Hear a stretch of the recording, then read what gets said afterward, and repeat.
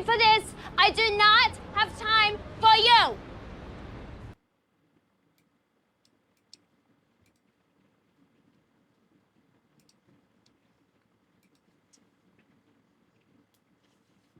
Really? What?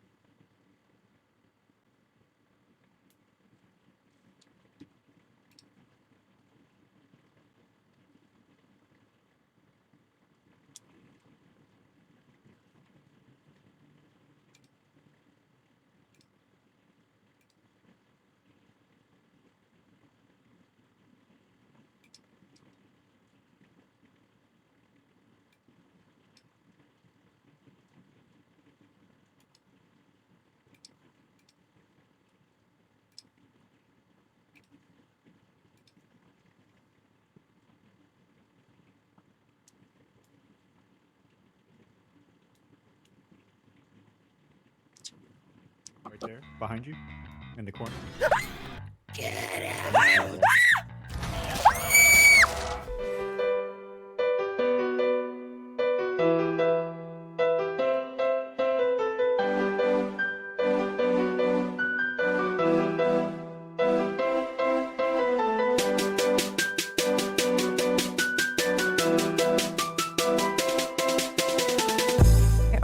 Okay.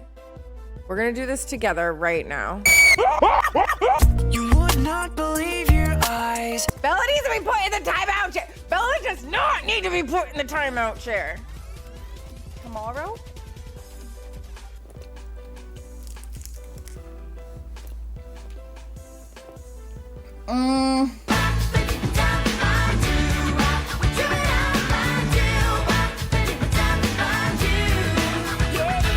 You threw up on me at the very end. Well, you know what? I had no control over that. Mm-hmm. My fault. Uh-huh. Listen, Linda. Daddy, chill. I'm not coming. Spooter cow does whatever a spooter cow does. He's a spooter and he is cow. Spooter cow, spooter cow.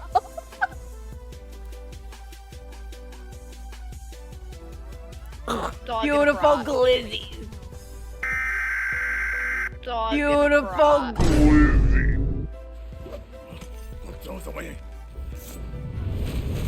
Oh, yeah.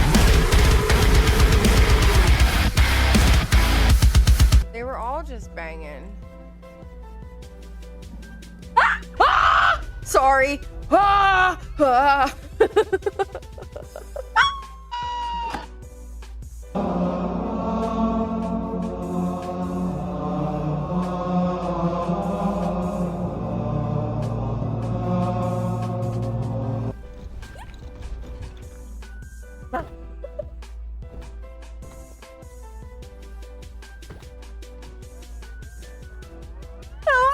Darkness, my old friend. Did you see that earlier that grape, artificial grape, is derived from the orange blossom? It's not really grape. Did you see that artificial grape reminds me of every time I fuck your mom? It's the motherfucking Eagle Double. Right? I have to bust on you for it, okay? Oh! Yep, that's me. You're probably wondering how I ended up in this situation. What? Oh my god! Oh my god! You!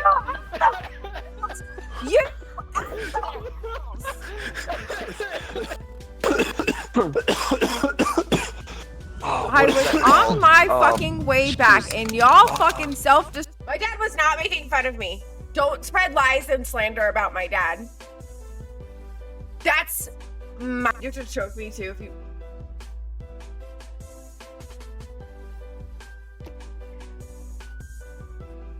Guys, how the fuck... I was wrong, so. Oh my god! Somebody clip that! Nerd said that he was wrong. The poopy Save me. particles or the bidet? Somebody I save get me. both. Just, I mean, let's be real. just...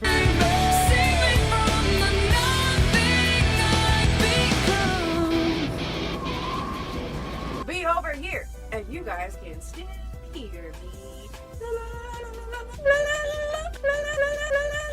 Tamara, I think we should tag team Bella together. You make sure she dies I'm sorry. repeatedly. I'm sorry. What? I mean, I am his favorite. I just find it funny that you want to tag team me. Like you'd say no.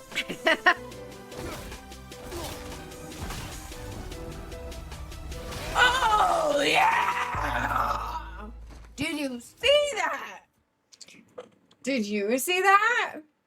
I don't know why this is saying so my audio is disabled. What is this saying? Hold on. I don't know what's disabled.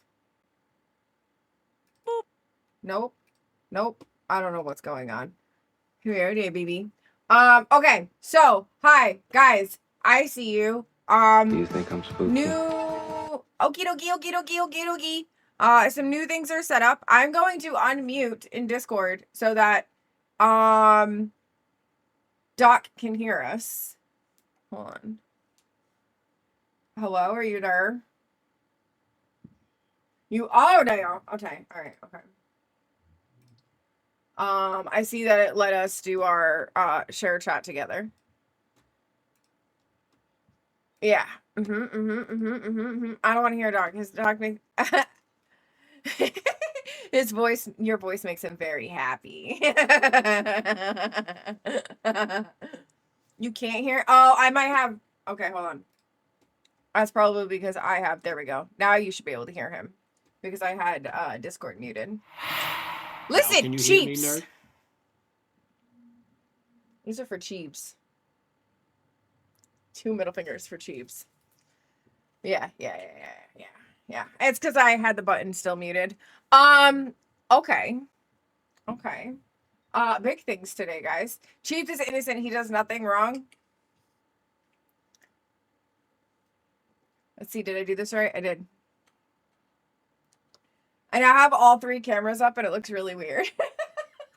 And I'm like still trying to get used to everything. Oh yeah, they look pretty, but no function. Listen, fuck you. I am trying to hard to function. I'm trying to hard to function. Listen, I word good day. Oh my god, words have been so hard. Just like Bella, pretty but no function. Wow. I'm being roasted out of the gate. Do you see what I deal with over here? We've barely even started. I know. This is what's happening.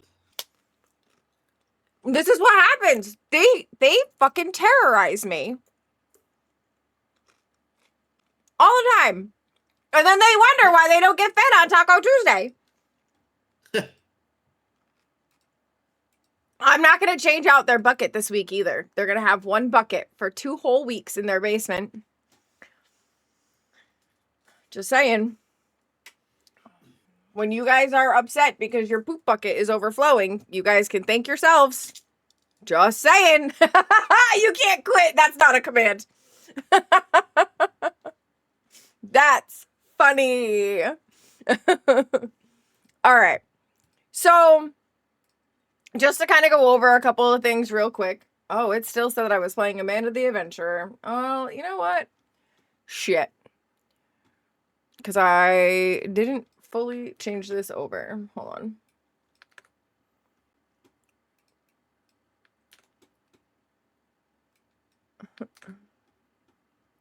That's why.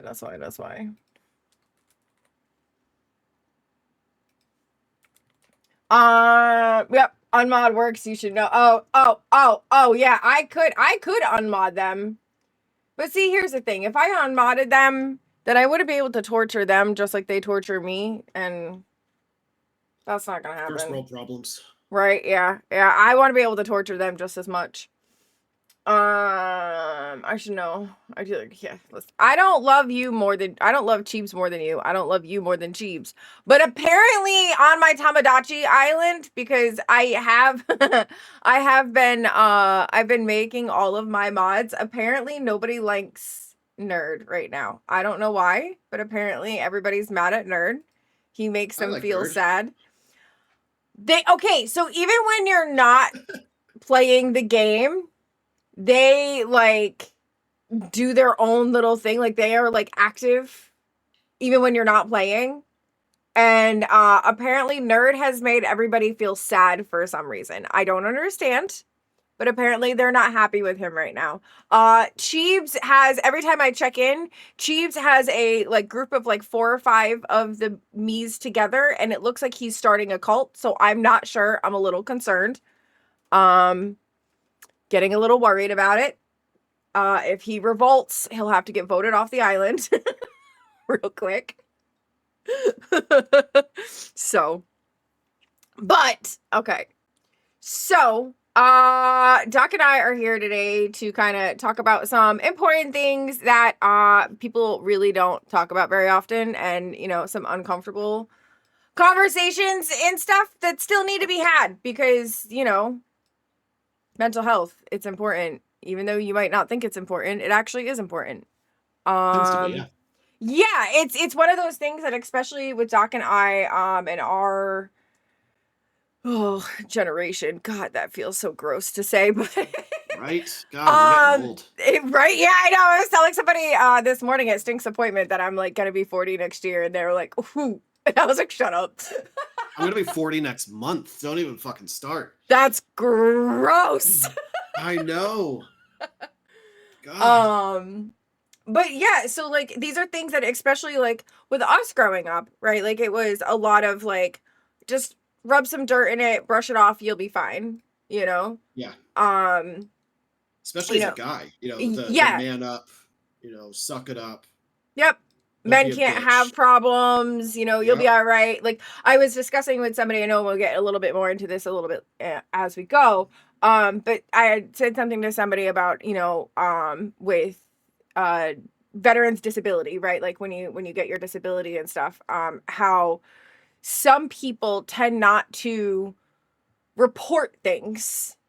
So like when guys who are deployed, they won't report when they've, stubbed their toe or broken their toe or, ripped a whole nail off or whatever, because and suck it up and get back to work. But that's things that when you go to leave and retire, those are things that they look at. Like, how many times were you actually injured? And all those little things add up. So although it might not seem like much, it is much. There's more to it than that. That's the problem. Because especially in the military, there's not just the stigma of, don't be a pussy, right? Yep. It's more, hey, if you go to sick call because you got hurt or you're having mental health issues, then you may not be able to deploy with your unit. And if you can't deploy, then you can't get promoted. If you can't get promoted, then you get forced out at higher tenure. Yeah. So they basically design it such that if you do go get help, you destroy your own career. Yeah. So because of that, people are like, well, I'm just not going to go get help because I want to do my 20 and retire. If I'm having problems now and I go get help, well, then they're not going to deploy me. Then I'm going to, be forced out of the military. And then what am I going to do? So it's this awful cycle of, fuck your feelings, man up. And also, if you do want to get help, we're going to punish you for it, even though we say we won't. Yeah. I'm just adjusting the overlay to put the Tiltify link on there, guys. I'm sorry. I have more than one Tiltify thing, so they're kind of going over each other. I was like, wait, we didn't already raise $150. That was Landfest.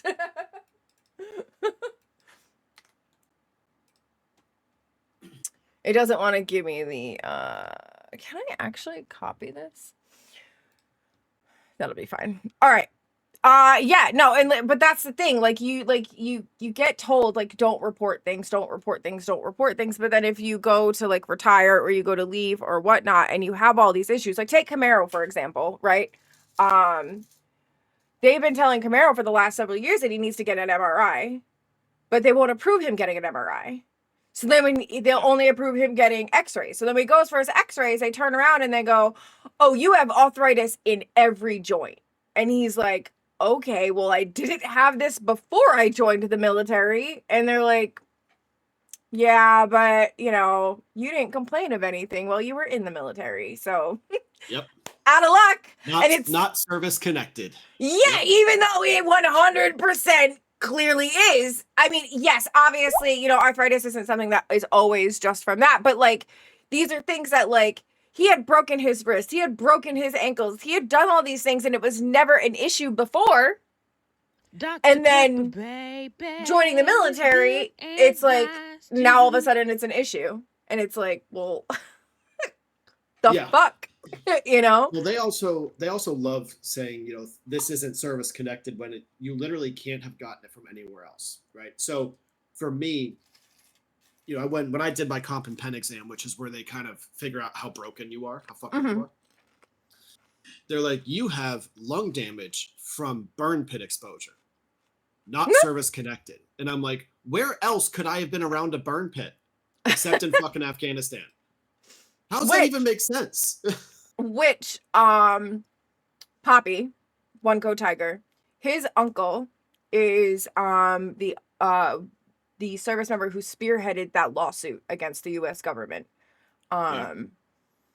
So we've done like charity fundraising stuff for him too, because he does, obviously he has since now passed from everything that he had from the burn pits, but they do a scholarship and stuff for like children of service members who have passed away from things that are service related and whatnot. But yeah, no, his uncle is the one who spearheaded that lawsuit against the government because the government was like, it's not real. We didn't really do that to you. There's nothing in those things. It's just trash. Yep. Yeah. It's not the what do you call trash? The fucking body parts and all sorts of shit. Yeah. What do you call trash? Because like, for example, saying body part, I mean, you have literally a hospital out there right? And here More or less, yeah. in first world countries, right? Quote unquote first world countries, right? Like when you go to a hospital and you have a surgery and they have to say amputate your leg, right? They have a biohazard removal, right? There's a whole system for it. When you're in the middle of a sandbox, how do you dispose of that stuff? There's only one way to dispose of that stuff. Like, well, we either, so when our incinerator was working, we would throw it in the incinerator, which was right next to the area where we slept. So that was fucking great. When that wasn't working, we would just like huck a leg into the burn pit, douse it in diesel fuel, and set it on fire. yeah. Because the burn pit was 50 meters away from where we were sleeping. So it's like, this is great, guys. And you have to get rid of it. Like, it's like you're doing what you can with what you have. Like, at the end of the day, like, you're kind of like forced into this situation where it's like, you know, survive. Yeah, it's not like you can just, it's not like you can throw it on the grill and cook it and it's, you know, it's gone. Like right. Yeah. Like, you can't just like, oh, here's the animal. There you go. Like, because then that creates other problems. You know what I mean? But yeah, no, it's one of those things where it's like you don't think of these things until like you're sitting back after and you're like, wait, how do you? And this is what we send our troops over to, and then there's no support when you come home, and there's very little support when you're over there, especially if you don't have a support system, right? Yeah. I mean, you were lucky in some aspects, but I know that you also struggled in other aspects. Like, yeah, you had us here at home for you, but like, I know when you were deployed, like, yeah, I was with your ex-wife and I was hanging out with your child and I was doing those things, but like, and so you knew like they were taken care of in that aspect, but like getting in contact with you, I couldn't just like call you up and be like, hey Doc, how you doing today? Like, yeah, well, you know, what it comes down to is, you know, we risked our lives. We saw and did terrible things. And it meant nothing when we got home. This country spent over 20 years training an army. And then they abandoned it on the streets when we got home. Yeah. So what ends up happening is, you know, you have people that they look at the Purple Hearts. They talk about valor. They, you know, they see the amazing stuff the military does. But they don't want to hear about the guilt. They don't want to hear about the nightmares or the 30 years of headaches that come with that service. Yeah. That's where the support for all of this stops once we get home.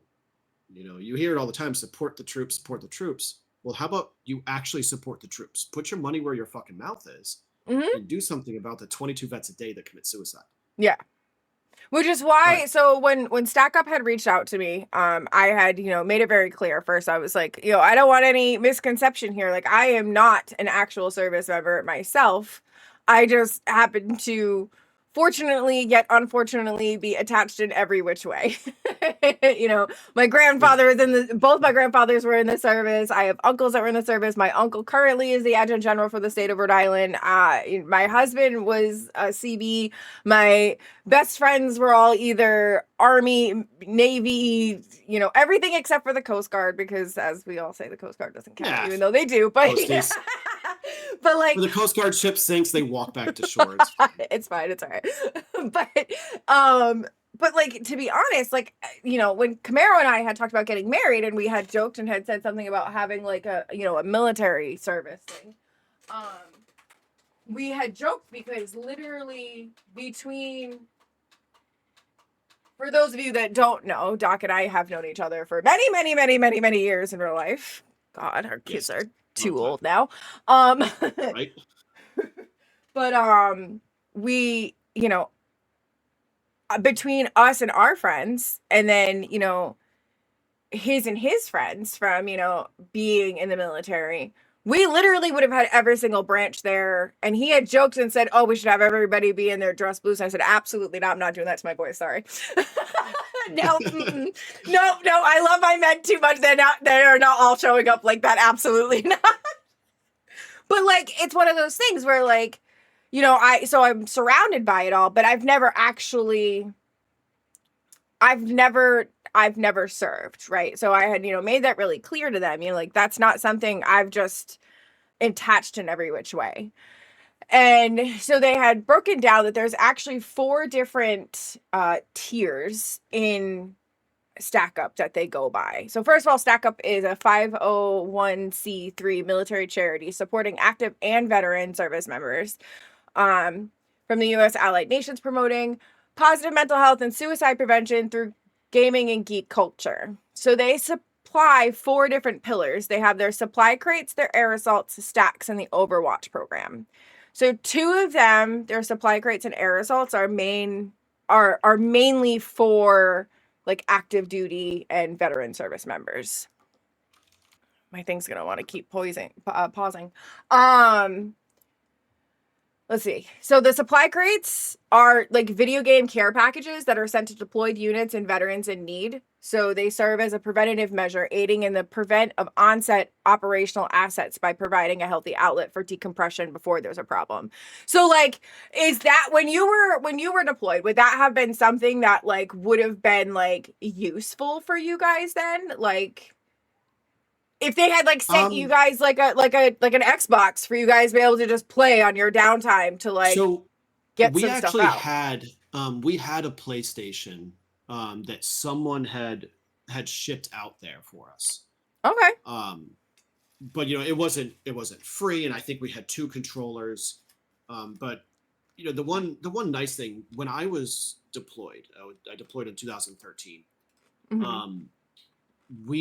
There was so much support at the time. You know, everyone was all sending care packages, and you know, it was pretty good. So we had the PlayStation, but we were lucky. Not everybody had that kind of stuff. Yeah. And you know, for us, would it have made a difference? Probably not, realistically, because we already had it. Yeah. But for a lot of these smaller outposts, you know, close to us, within like a kilometer of us, was this place called Sabikadam. It was just this itty-bitty outpost, like less than the size of a football field. You know, it was tiny. Yeah. They didn't have anything. So something like that definitely could have benefited them. Yeah. The bigger bases like Leatherneck and Kandahar, or my combat outpost, Strakvani, it might not have been as good, but we also, I guess the big thing is we had the system. We had like 2 games. It was like, I think we had Call of Duty and we had some freaking hockey game. Call of Duty, you're living Call of Duty. Yeah, and so that's funny. No one played Call of Duty. No one.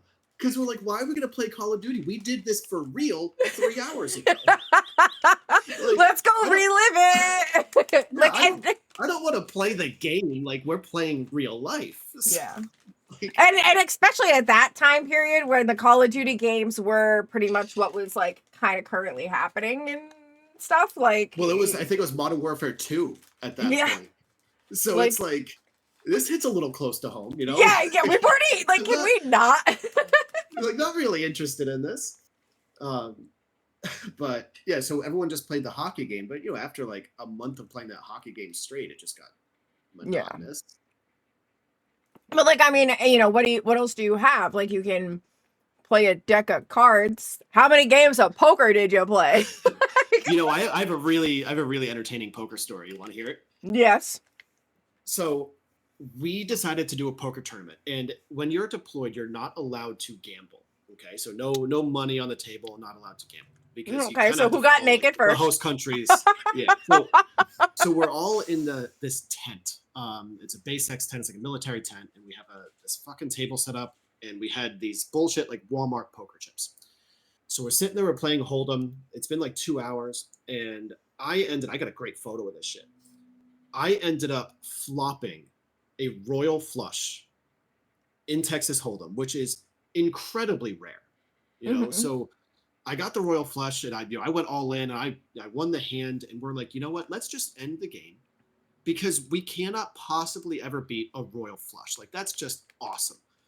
So we packaged everything up, and then we went over to the smoke pit, which was like 100 meters away, and then a mortar landed right in the middle of that tent, right on the table where we were sitting. No. So if I didn't get that royal flush, we all would have been fucking killed. Absolutely so it's like, insane. after that, we were just like, we're not playing poker for the rest of the deployment. We're done. Like, we are. That was it. That was it. That was our one sign. We're good. Yep. Like, we are done with poker. It ain't fucking happening again. That's funny. But like, so something like that totally would have been something that like, maybe not your unit itself, but like is But other something units, absolutely. is something Yeah. that can totally like in the downtime keep you like from kind of not necessarily disconnecting from the reality, but disconnecting from the reality, right? Because like here at home, right, you know, you have a bad day at work, you go home, you play a couple hours of a video game and you kind of just decompress and de-stress and like disconnect from what's going on in like the fucking dumpster fire that is outside. You know what I mean? So I thought that was really cool. Yeah, what a lot of people don't understand about like deploying, right? So you think that when you deploy, it's just like it's action all the time. You're always doing shit. You're running around, and that's not reality. The best way to describe it is you have prolonged periods of intense boredom, interrupted by very brief moments of sheer terror. So it's like, you know, your firefight is like 5 minutes, and your adrenaline goes through the roof, and you're going fucking crazy, and then what? Like it's over. Do you just go sit down and throw on a movie? Like it's so fucking surreal. Like yeah, I was on the smoke pit. I was smoking a cigarette and we got attacked by 9 guys. They breached our perimeter and me and my buddy, you know, returned fire, pushed them off the outpost, and then they all got killed by a missile. And then we're like, okay, so now what? Like it was 5 or 6 minutes of holy shit, we're gonna die, and now that's it. Like we're just expected to go back and sit down and finish our cigarette, which we did. But it was just like it was so strange. Camaro talks about how his experience was much different, you know, being a CB and you know, working as a mechanic. And his job was literally, you broke it, I fix it, I send it back to you, you have a nice day. So he didn't see the combat the way that the rest of our friends had seen. You know, his friend Jake, who was injured severely. Fucking war hero. Yeah, I love Jake. And you know, they signed up together. They went in together. They went in doing this to attempt to do the same thing, and then they got, you know, separated. You know, Camaro went to CBs and Jake went to be a corpsman, and obviously you know how that dice rolled. So like, but you know, when they, you know, I've sat down with Camaro and Jake a few times, and you know, Jake has been like, well, you know, you remember when, and Camaro's like, no, dude. He's like, I didn't see shit. Like, I mean, I did, but I didn't. Was I still traumatized by being there? Yes. But did I shoot a fucking round? No. I didn't need to where I was. But that doesn't mean, and that's like one of the other things that like I wanted to stress to a lot of people, is it doesn't matter if you were the one pulling the trigger left and right, or you were just stuck in the middle of a sandbox fixing a fucking truck. It's all still the same. It is. And it's not necessarily that it's still the same. It's, you know, I hear this all the time. Vets will be like, well, I don't deserve to, you know, file at the VA for disability. I don't deserve that because other people, you know, got blown up or they got injured or whatever. And I look at them and I go, you know, you still signed your life away, all of your freedoms, all of your rights. You signed your, like, literally everything away to support the country, up to and including your own life. So you fully expected that you could die in service. You deserve everything. Just because you didn't see combat doesn't mean you don't deserve it. And just because you didn't see combat doesn't mean you're not affected by everything else that happened. Because deploying, even though you're not actively in a firefight, right, you're still under threat of attack or, you know, rockets or mortars or whatever. There's always the possibility that you never wake up the next day.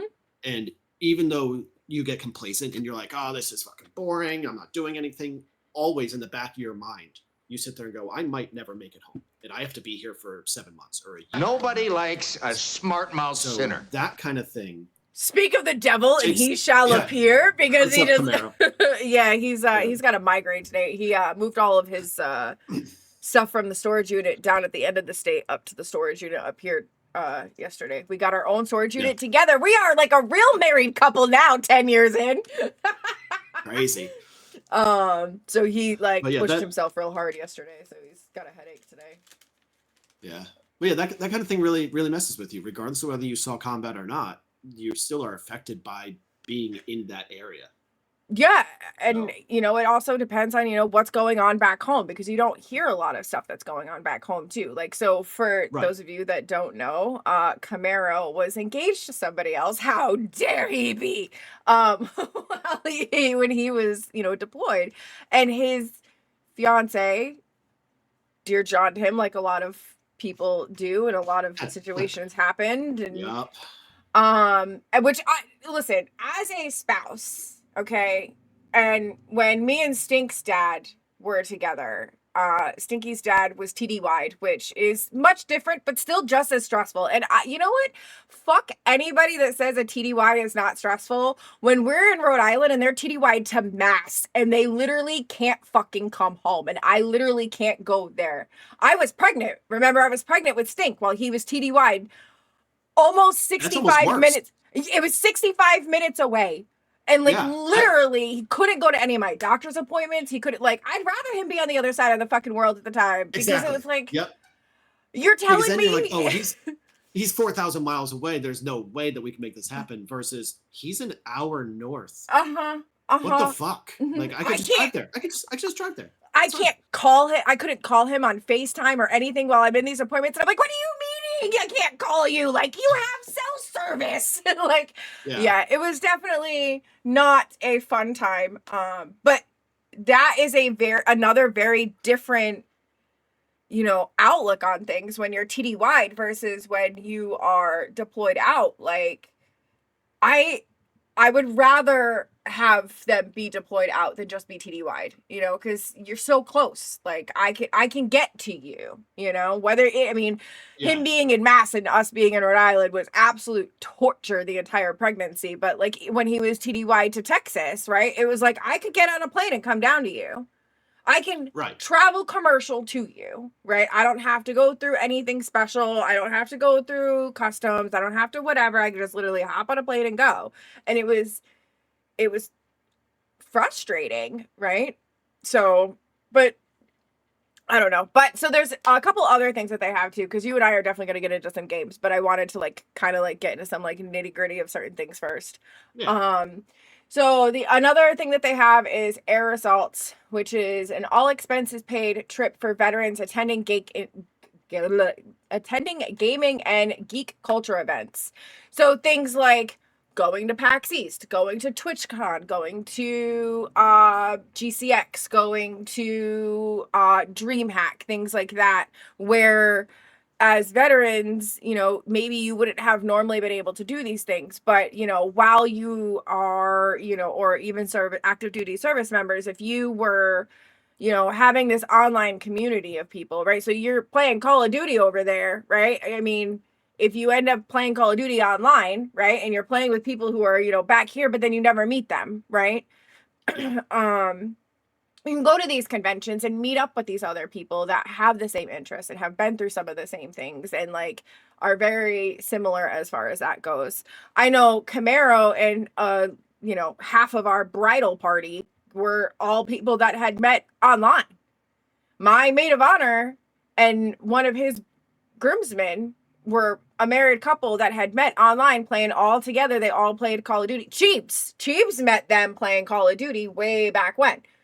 So like, that's kind of how they all like, you know, so I really liked how they do that. You know, they, you know, take, you know, members of your military family who share interests and introduce them to a community of fans and industry professionals who support and admire them. So it's kind of like a nice, like,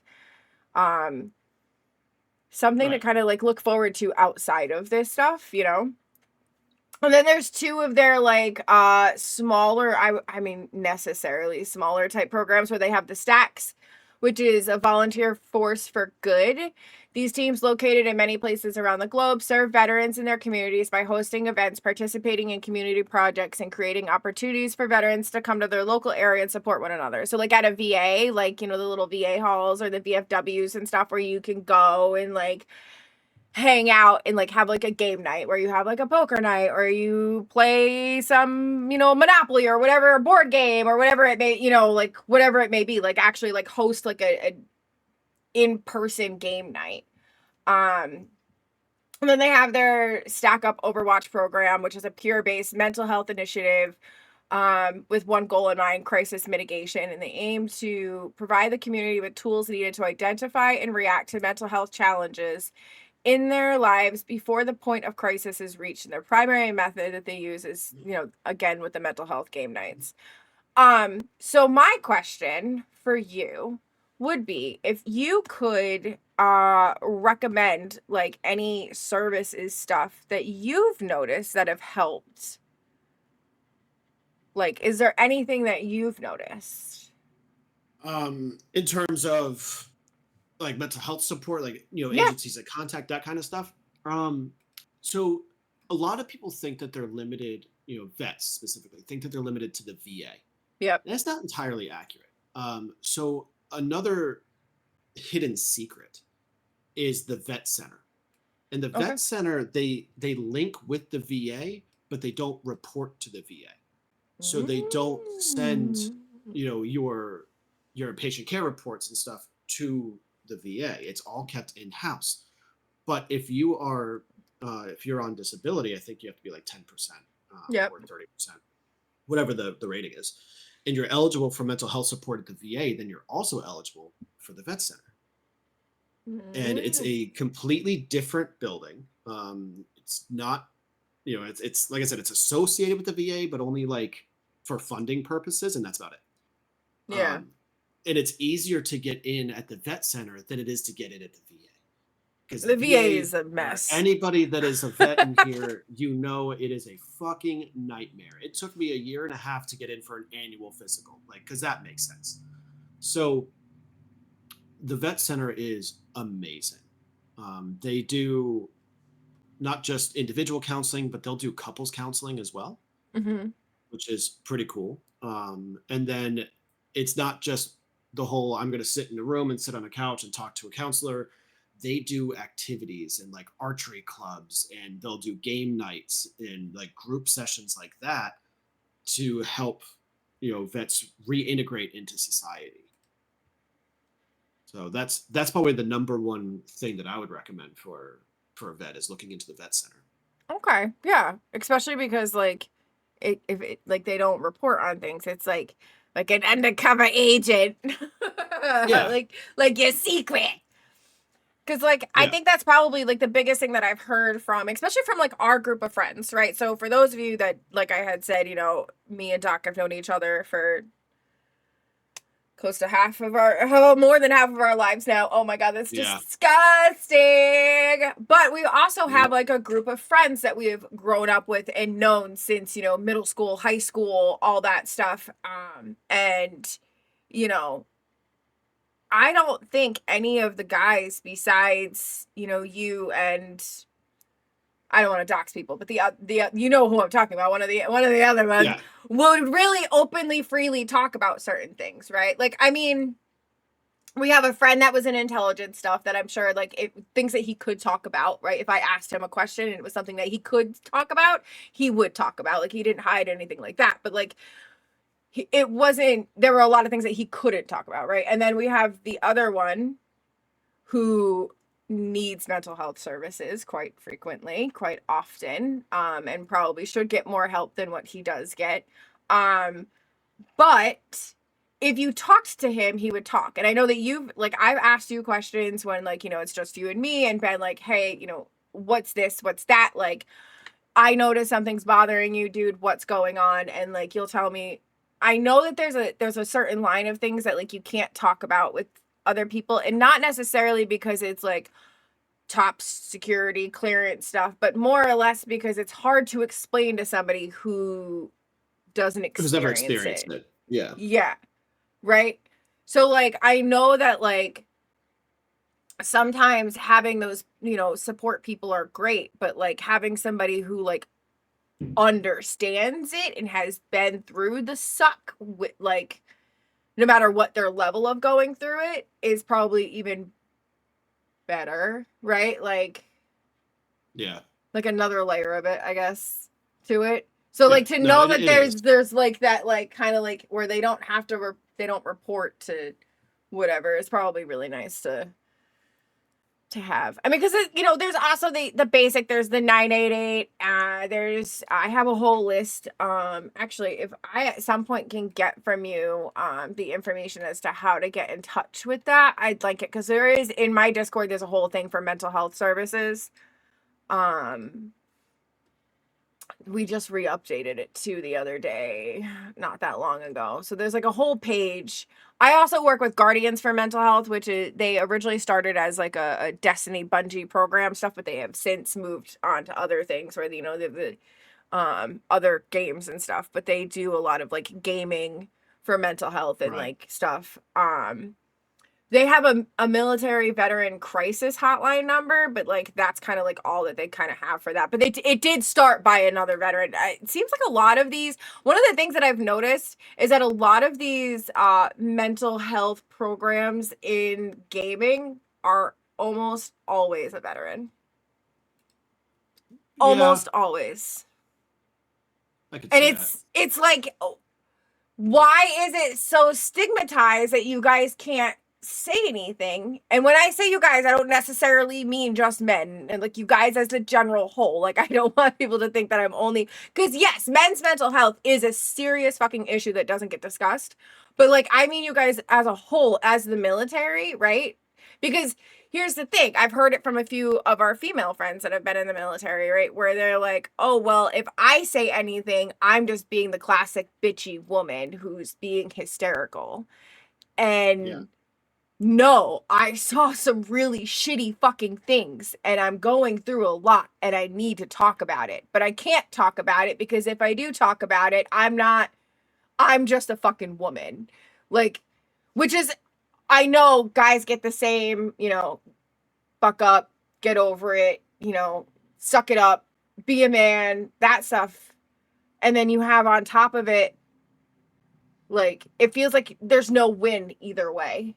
If that makes sense. Like, nobody is allowed to just kind of like, it sucks. Yep. Like, and that's one of the things that like, I like hope that like people take out of this, or at least for the most part take out of this, is that like, it's okay to feel like you're not okay. Right. And like, things just fucking suck. What is it? Follow whoever that was. What is something that you kind of choose to do when you're feeling like the suck is happening? Oh God. Well, in the past it was I would hop on my motorcycle and take off, but then I had 4 friends die in 3 months on their bike, so I sold it. Yeah. I've attended enough of those funerals. Thank you. Yeah. So now, like in the summer when it's warm, like today it's gorgeous, it's like 80 degrees.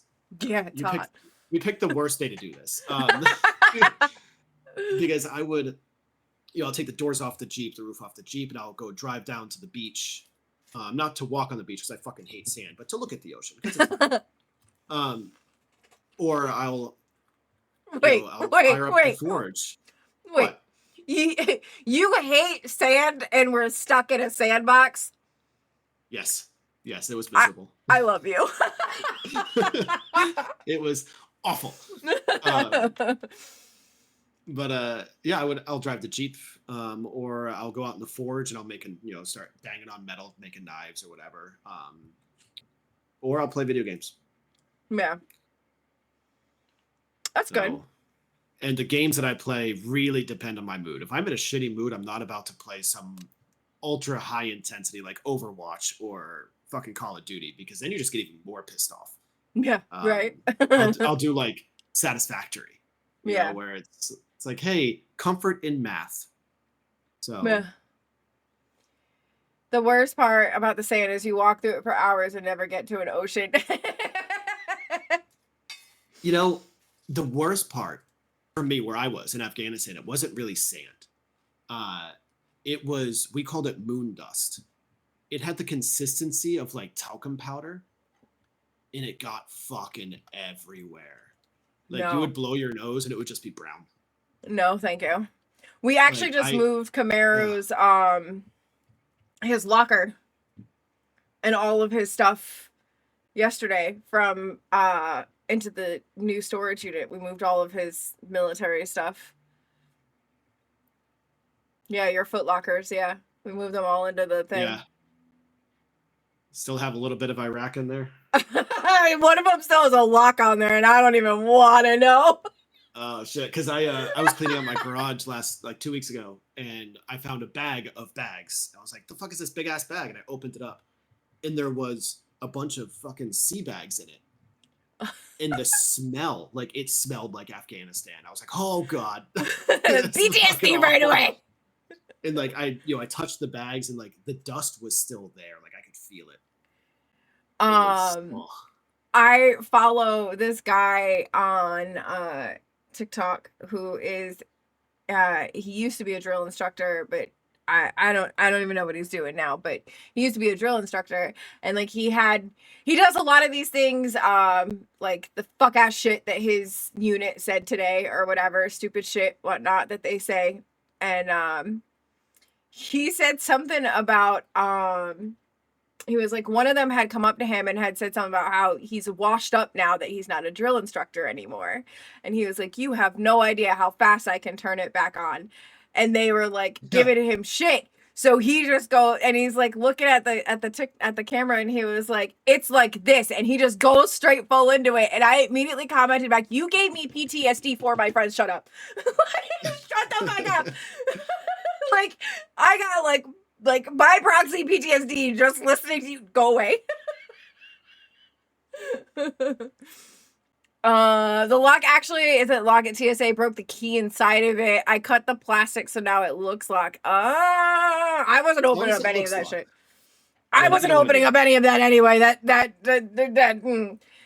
He also maybe an old happy sock is in there or something. No, he's got his stuff that they never took back. That they were like, oh, you need to turn it in, but then they never told him where to turn it in or how to turn it in, and then so he's just got all his stuff still. So sell it. His dress blues are in one of the bags, stuff like that.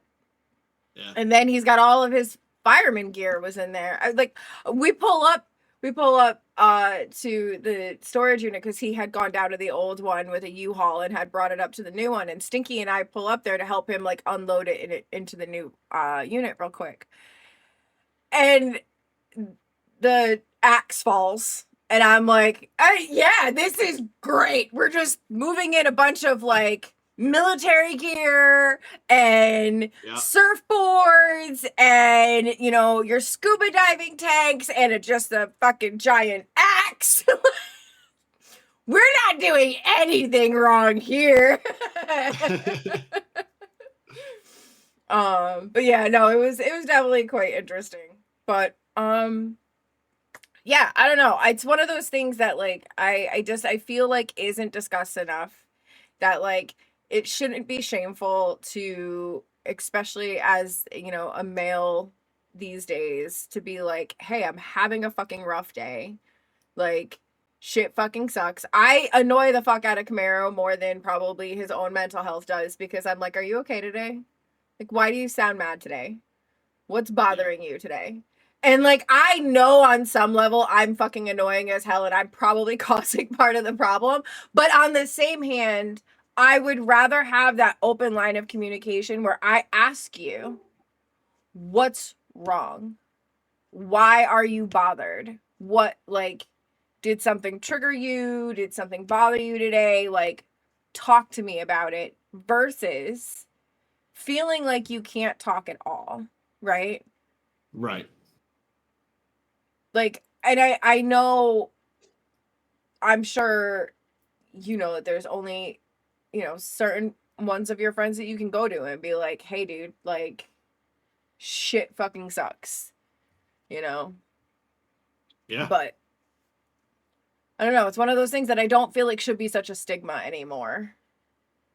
You know, where it shouldn't be, but unfortunately it is. And we're in 2026. Why is anything a stigma? If you can dye your hair 17 different colors, why can't you, you know, have male parts and be like, I have a mental health problem? Like, and you know, the fact that it's such a stigma means people don't seek help, obviously. Yeah. But the other side to that is what it leads to. Yeah. And, a lot of people know the statistic, right? 22 veterans a day commit suicide. Mm-hmm. But that number is so outrageously high that you can't easily fathom what that looks like. So let's put this into perspective for you guys. So imagine an entire NFL football team of 53 players gone in 2 days. Yeah. So the whole NFL league, 1,696 players, right? Gone in 2 months. Okay. That's how many are committing suicide every day. But even those numbers are a little difficult to grasp. So for those of you that have kids, okay, what about an entire kindergarten class? The average class size for kindergarten is 22 people. So think about an entire kindergarten class gone in a day. Yep. Or the entire field of NASCAR drivers gone in 2 days. Okay. So it's time that we start talking about this. It's time that we as a culture realize that it's okay to ask if you're okay. Yeah. Yeah. So. And I'm probably the most annoying one out of all of our friends, and I don't give 2 fucks, motherfucker, because I'm still gonna do it to you anyway. I'm still gonna randomly hit you up and be like, "Hey, you good? What's up? You look a little sad today. You okay?" Like, yep. And it be like that. That's why we talk about the buddy check. I think he looks cuter than Mr. Beast, but that's just my own opinion as his friend. So that's not an insult. Mr. Beast makes a ton of money, okay? I wish I had his money. That would be fucking tits. But, right? I know. Yeah, no, it's something that needs to be talked about. It's something that shouldn't be like an issue anymore. And that's right. One of the things is like, thinking about it, you and I have kids, like our kids, that would be our girls' like entire science class just gone, or their graduating class. Like Stink's gonna graduate with like 300, 400 kids. Like it's just imagine that gone in a month. A month after graduation, that entire class is gone. Yeah. And I mean, and you and I have lost plenty of friends to those things. Yeah, so we are so I am hosting a thing with Doc today. I am doing a fundraiser with StackUp for mental health services and gaming with veterans and active duty service members. So yeah, that's why I kind of just roped his ass into this bullshit, and also to get him streaming a little bit more, because so that's why I started streaming, was for my mental health. Right? COVID happened. At the time, I was going through all the tamoxifen treatments, which, if you don't really know, tamoxifen is a form of chemotherapy stuff that I was going through around the clock. And I was home. I couldn't go anywhere. I couldn't do anything. It was lockdown.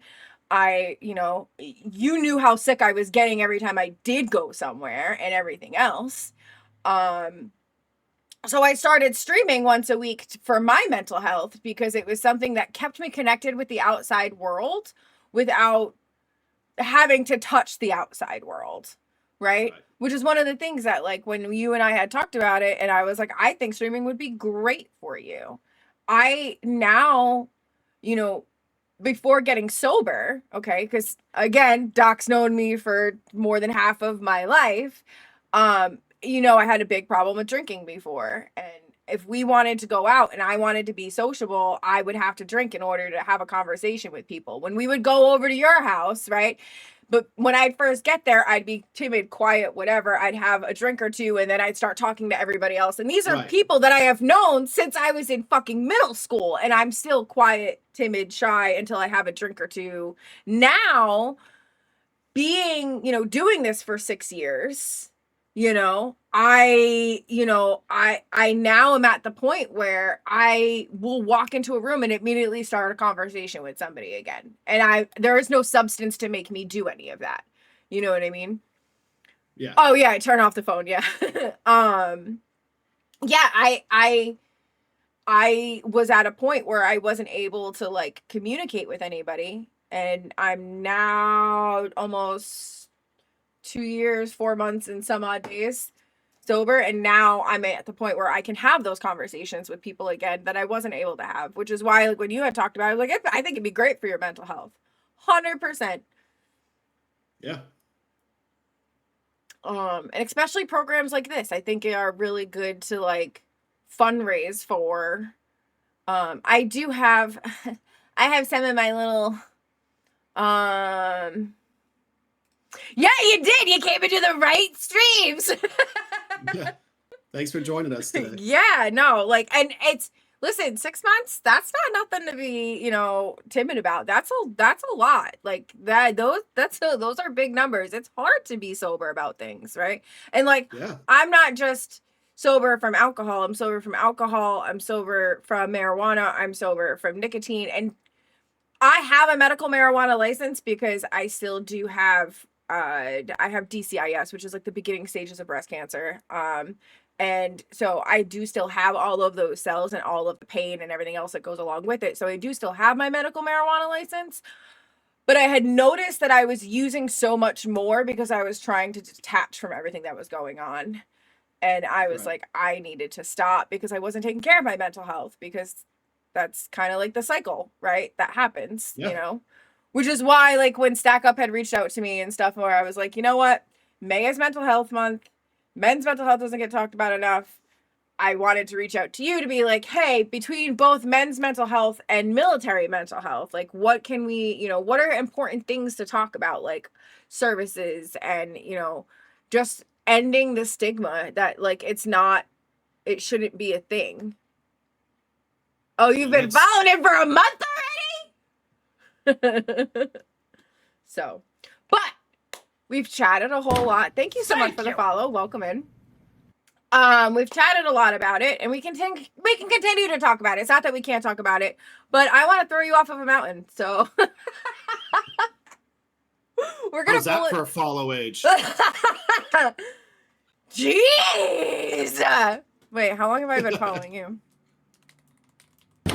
Thank you. Yep. Yeah. Yeah. Better listen. It's actually in real life. Thank you so much for the follow. It's actually been more like actually let's see, high school. So we were what, 17? Younger than that. We were younger than that because it was CBs when you guys were like first in CBs. It was probably like 15 then. So yeah. I mean, you're talking 25 years almost. Yeah, because he moved in second grade to our town. And we actually went to 2 different high schools. He went to the private school. We did. All right, he went to the fucking private school, all right? I went to that fucking public school brawl bullshit. Yeah. Let's see, he moved there in second grade, so I met him when we were 8. And then you met him shortly thereafter, wasn't it? Like, you guys met, what, 3rd grade, 4th grade?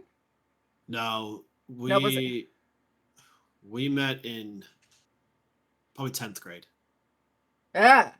But I knew you through the other one before that, which was... Yeah. We live in a small state. If you don't know somebody, you know somebody that knows somebody, or you know somebody that's related to somebody. Yes. She was a cheerleader and doctors in football. This is all bullshit. Oh, yeah. That's wicked bullshit. Do I look like a football star? Doc, the football star. That's actually kind of funny. Oh, God. That would have been hilarious. Are you kidding me? They would have. That was my father. My father was the football wrestler guy in high school. I just got to put up my game. Dude, there are ranches in Texas that are bigger than our state, okay? Right. I was trying to explain this to Stink, because she does not understand that, how big Texas is, because we leave for Texas, this week, right? We go Thursday. And, I was explaining to her that 221 of our state can fit inside Texas. Yeah. Doc looks like the people football stars shoved into their lockers. No, definitely would not have happened. I mean, he was, no. I don't think he would have been, I think he would have been friends with them. Excuse you, why are we closing peak? Please stop.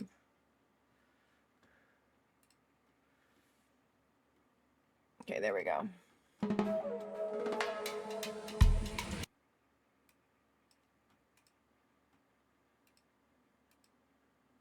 My game is just freaking out right now. It's because I have the new Elgato cam on.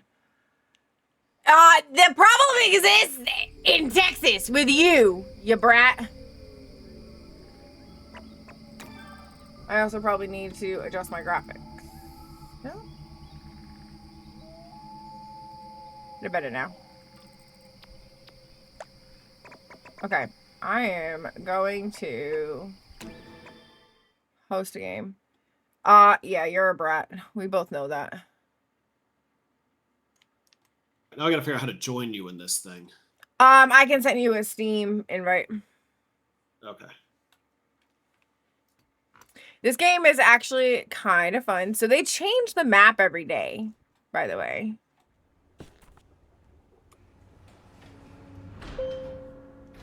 So let's see. I do it this way, right? I go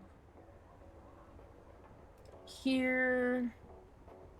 And then woo my friends. Oh wait, am I supposed to do? No, I think this should be fine. Yeah.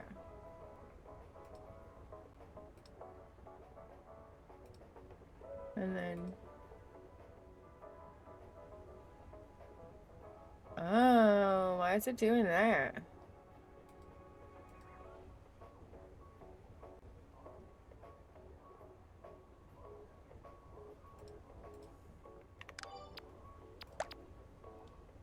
Because I'm in the wrong thing. That's why it's doing that.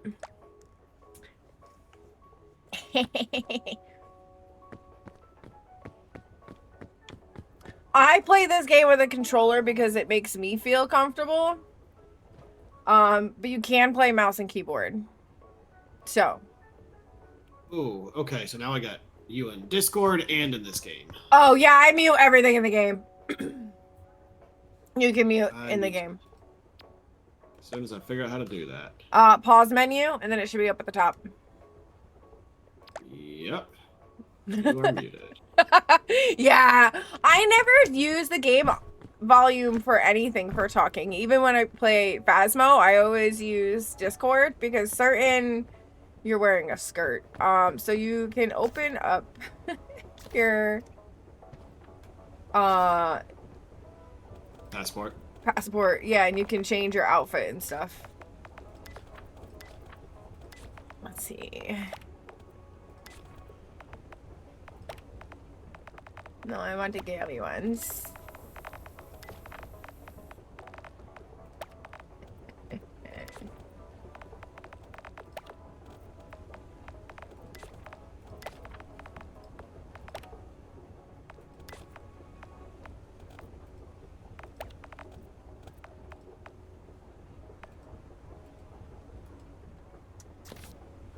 I don't have any of the fancy shit.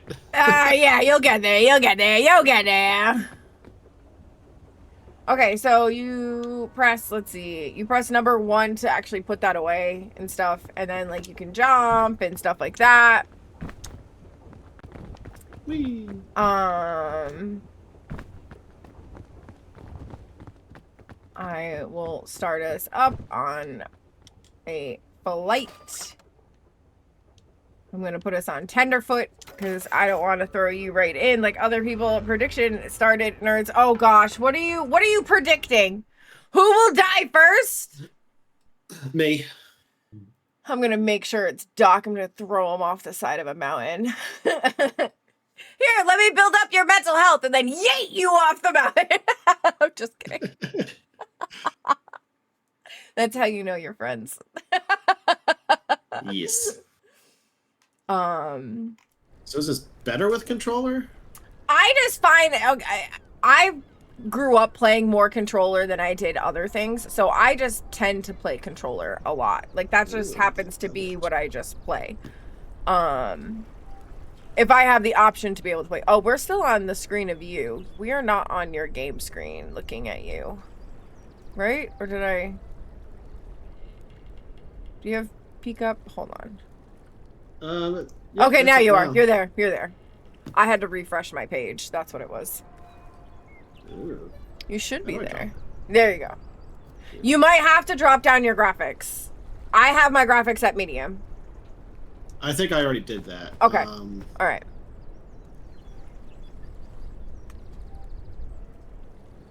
Yeah. Yeah. There are milestones, by the way, for the charity for fundraising. This fundraiser is going to go on all year long, so I don't think that you have to do it today. But there are some milestones that I will do. I didn't make him do anything, but you know. Let's see. I'm going to take this and eat this because it'd be like that.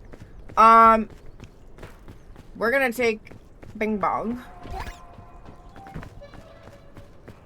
And we're gonna put Bing Bong in this backpack. And I will carry the backpack. But why did it feel like something was in here? Okay. Nope, nothing's in here. Alright. Stuff in here. Ooh, flare. Yeah. I have a flare.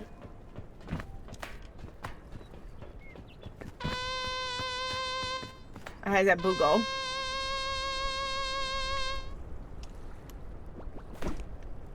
Okay.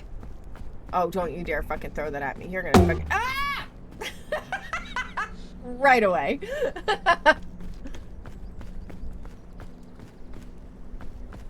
Where you going? Where you going?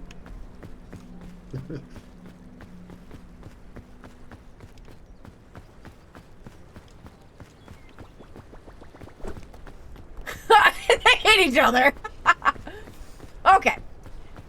So obviously, as you see at the bottom, there is health stuff. There is... You don't have any... Oh! Anyways, see, I told you you'd have fun playing this game. You don't have any weight stuff and whatnot. And then when we get to the checkpoint, you'll be able to get your own backpack.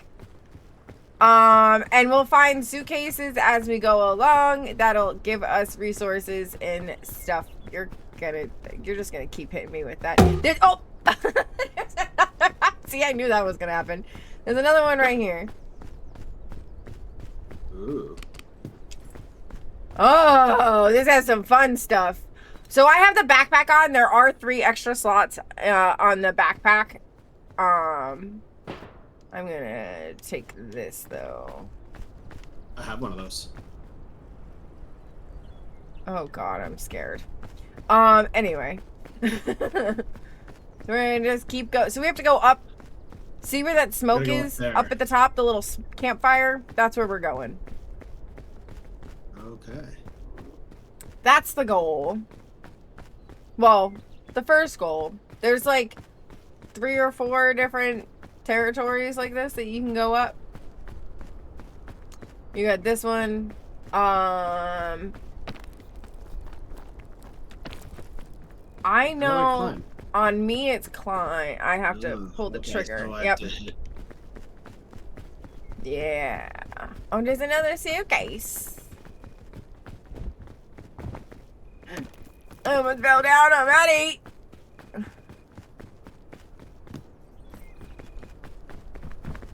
Ah. And a granola bar. Nom nom nom. Did you get bonus stuff at the bottom too? Yeah. Yeah. Ah! I don't want to fall. I don't want to fall. I don't want to fall. Okay. Okay. So one of the things that I do like about Peak is that they change this every day. So it's not the same layout every single day. Yeah. Which is pretty nice because, like, you know, a lot of these games you like do them once, twice, 3 times and you're like, all right, I've already done this, you know. I'm bored, like I want a different map, like this changes every single day, which is kind of nice. Oh, there's another suitcase over here. A granola bar and some trail mix. Okay. I have coconuts. You gonna make a coconut bra? I'm gonna eat them. Throw them really hard and they will break open so you can eat them. Yep, I did. Well, Okay. I just dropped them out of the tree. Oh, okay. Fuck, where are you? I was just gonna say, where are you? We don't want to separate too far because then there's this thing, the Scoutmaster, that likes to yeet you the fuck off. All right, where I'm up. Okay, there you are. Oh, there's another suitcase up here. Oh, there's two of them. Ah! Oh no! You got aided by the jellyfish? Oh, I'm gonna put this. Hold on. I'm gonna put this down, and I'm gonna pick up this checkpoint flag, and I'm gonna put this in here. Hey. So I can find you. Yes.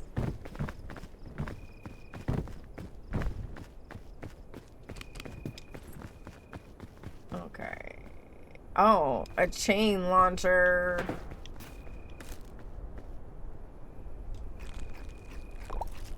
Some of that. Okay. Yeah, because we want that. The chain launcher will take us across. Okay. Let's see. I'm gonna go back up this way to go up a little bit. See if I can find a spot to start climbing up.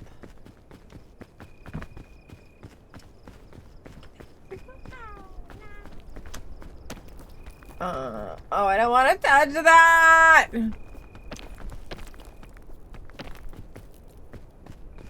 So that bonus health thing at the bottom, like, gives you extra stamina mini mirrors. Ow. Spiky things hurt. Yeah, they do. And so there's food, especially in the next biome, that can be poisonous. Just to let you know. At some point, you have to be careful of the food that you eat.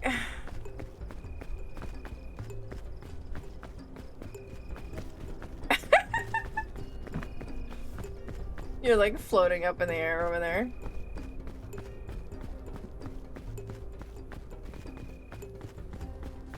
Let's see. Oh. I got it one too.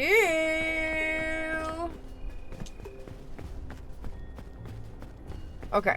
Oh, there was another one right here that we walked right past. Oh yeah, your thing broke. Oh, I didn't want to do that. Okay. I would say our best bet is to kind of come this way and go up over here. Do.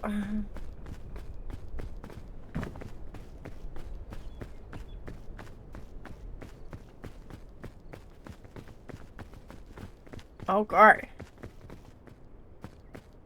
Alright, so going across here. And the little sandy spots are like spots that you don't use your stamina and stuff on. Like,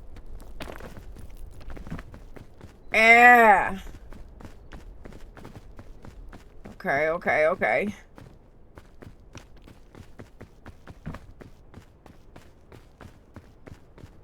Okay.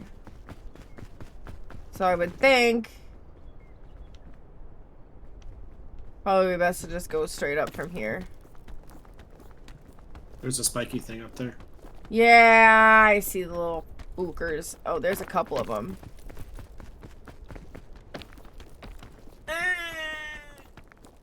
Can I get to a spot? Yeah!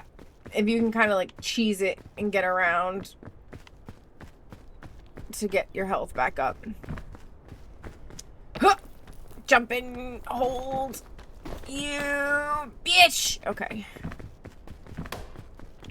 Oh, that was my bad. Okay. So now we're up a little bit higher. Okay. I have, let's see. I'm gonna do one of these.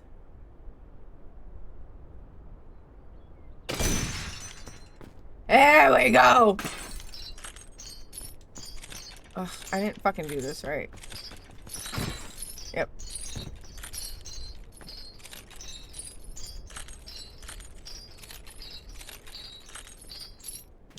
Yeah. There we fucking go. Okay, they only have one use. So, unfortunately, it's gone now. But let's see. We Still have a rope gun. Yeah, I have another one too. I'm trying to think of what's gonna be.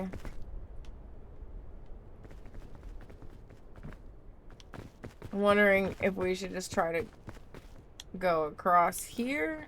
Let's see. Oh, that made me fortified, but I feel like that's gonna make me fucking sick after. Let me get over here.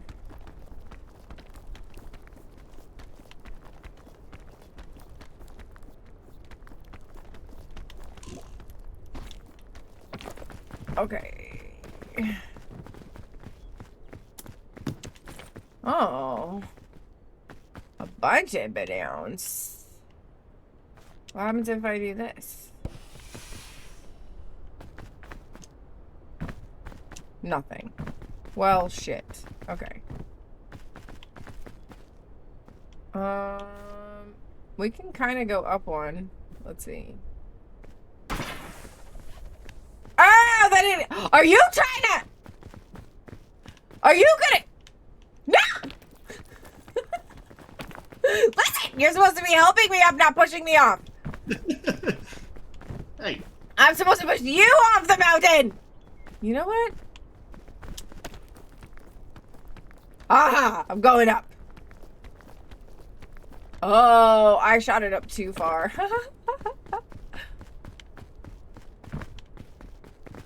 Okay. Okay. That was an epic launch. I'm just kidding. Oh! Oh, I didn't fall and die. These balloons helped me not die. Oh! Oh! Oh! Oh! Oh! Oh! Whoop, whoop, whoop. See, I like games like these because I feel like, as far as, like, mental health wise, right? Like, this is, like, not stressful. I mean, it is stressful, but it's not stressful. You know what I mean? Yeah. Hey!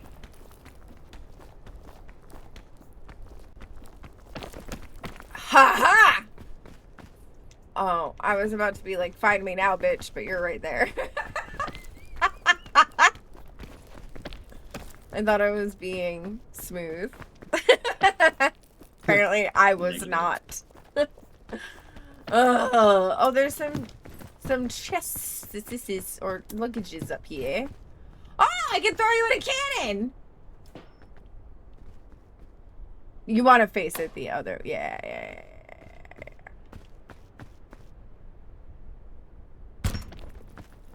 Get in. I might defuse. How do I get in it? You just...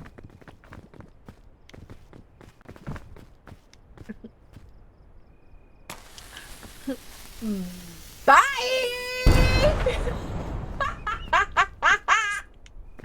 I mean, that got you right over there where you needed to be. That shit's too funny.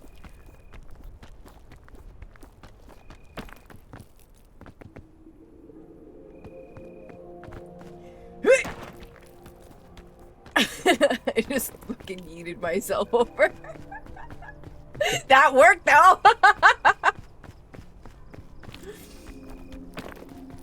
The red apples, I believe, are good. You can have those, just to let you know. You want to keep an eye on like your health and stuff too at some point, you know. I'm wondering if we can go up from here. Yeah, it looks pretty safe up here so far. Yeah.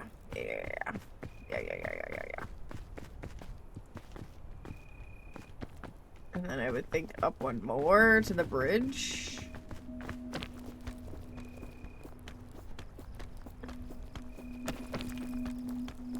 Oh yeah, this has a little spot here.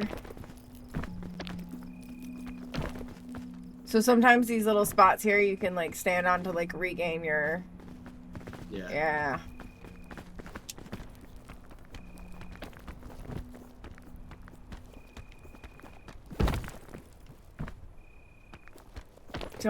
Don't throw me off. Don't throw me off. Don't. I'm gonna like fucking run as fast as I can away from you. This is where I die. Because I am not good at running across these bridges.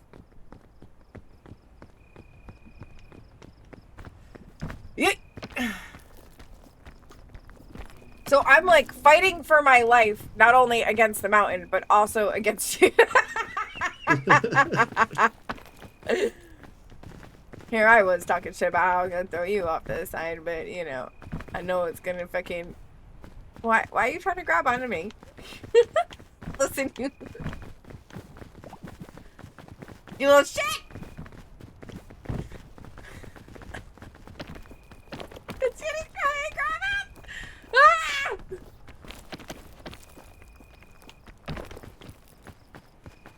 Wait, am I going? Yeah, alright. We are almost there, actually. We're pretty good. We're almost there.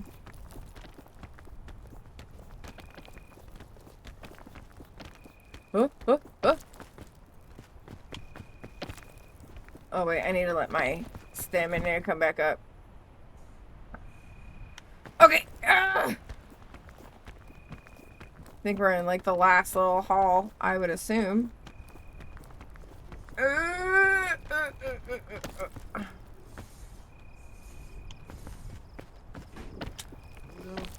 no. Oh no! Are you gonna fall? Oh, you got it. Almost ran out of stamina there. Do you have any food? Eat food. I don't have any food. Okay. Well, hold on. I might be able to get you something up here. What's up here? Oh, do you have your little rope gun? You can do that. Okay. I do. Okay. I would assume up here and then... Yep. Yeah, we are definitely almost there. Okay. I can see it. So, in this corner, and then up, squeeze through.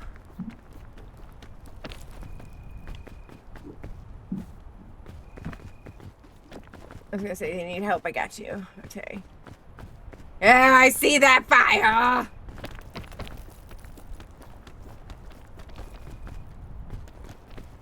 See, look at that! We could rock climb together! Not. How many times did you try to fucking yeet my ass? Hey! Are you trying to shoot me with it? Maybe. Maybe, he says.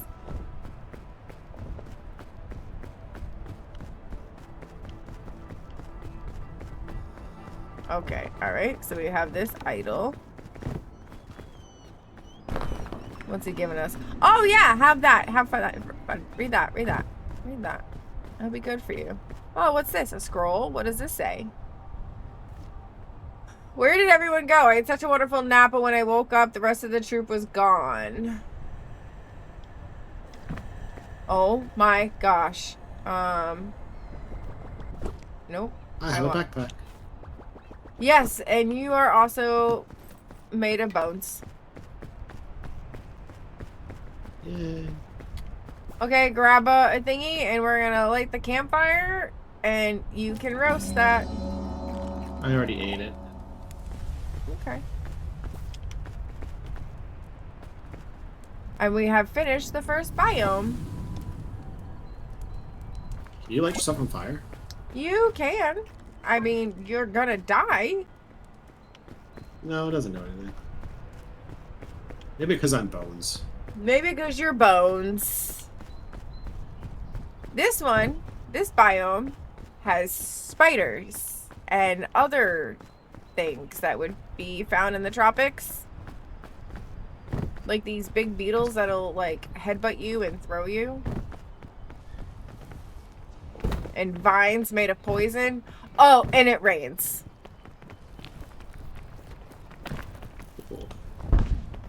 And there's zombies in this one. Like, so there'll be zombie versions of us in this one. Fuck! I just hurt myself pretty fucking bad. Damn. Alright, I'll be okay. I'll be okay. I'll be alright. I'll be alright. I guess we gotta go all the way up there. Yeah. You just keep climbing up each time. Oh, fuck you. Stupid rain. Careful of those vines. Those will hurt. Yeah, I figured, judging by the spikes. Ah, what do you mean? That looks like a good time. Just touch it. Just has good. Just rub up against it. It's the perfect place to scratch your back.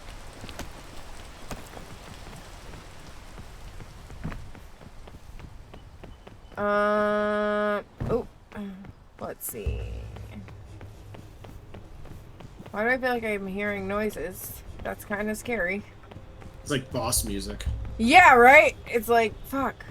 I know that there are some other enemies that they put into this, like, not really enemies, but like things that you can... Yeah, go touch that. No. Why not? Why be a little bitch? Because anytime you say, hey, go do the thing, the answer is, I am not going to go do the thing. Okay, don't touch that. Too late. Dang. You can't blame a girl for trying. See, I don't know if I would have done that in the rain. Oh, these things get slippery? A little bit. Slippery when wet. That's what she said. Literally and figuratively. Oh, I see a thing. I see a thing. Fuck, there's all these fucking... Oh, there's a carrot.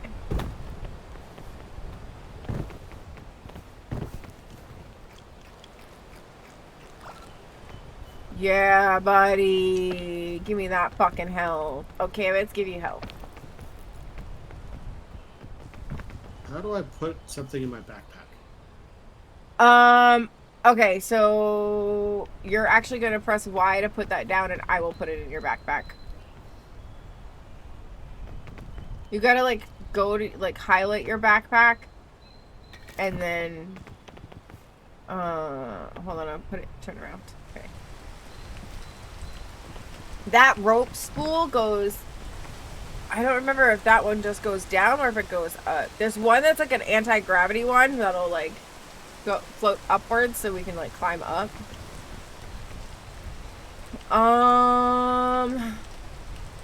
There is a inner cavern here that we can go into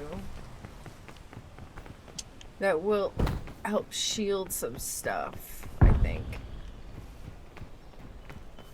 I don't want to go all the way down.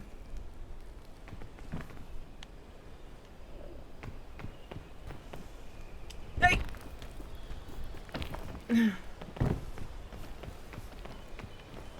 That's nothing to pick up. Okay. So maybe it's not. Sometimes there's like an inner cavern that you can go into that will help shield some of the rain. Oh. Oh. Oh.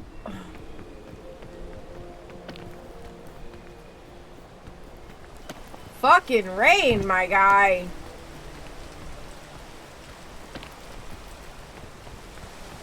Oh. I'm good with that bullshit. There's a fucking beehive up there. How did Bella die? The beehives. I can't fucking see in the damn rain. I think we do have to go back out to get up, right? I would assume. Take this vine. I mean, you gotta be real careful because there's a beehive right there.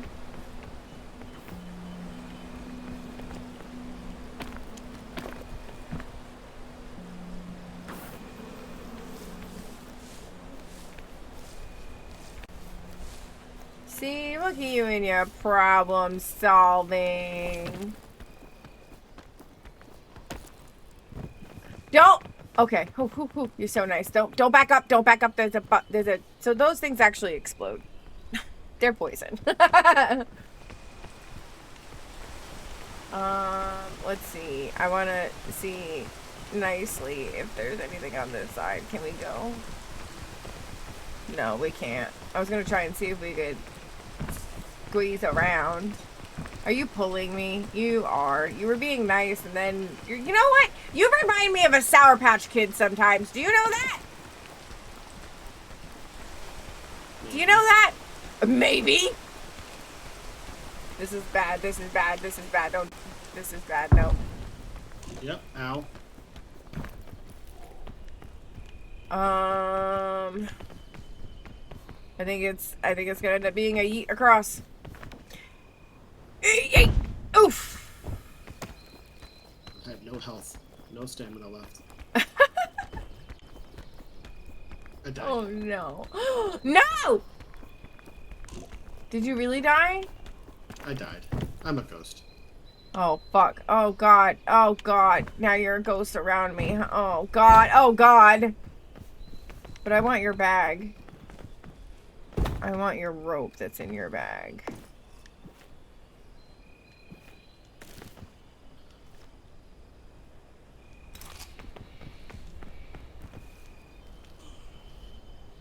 What happens with this?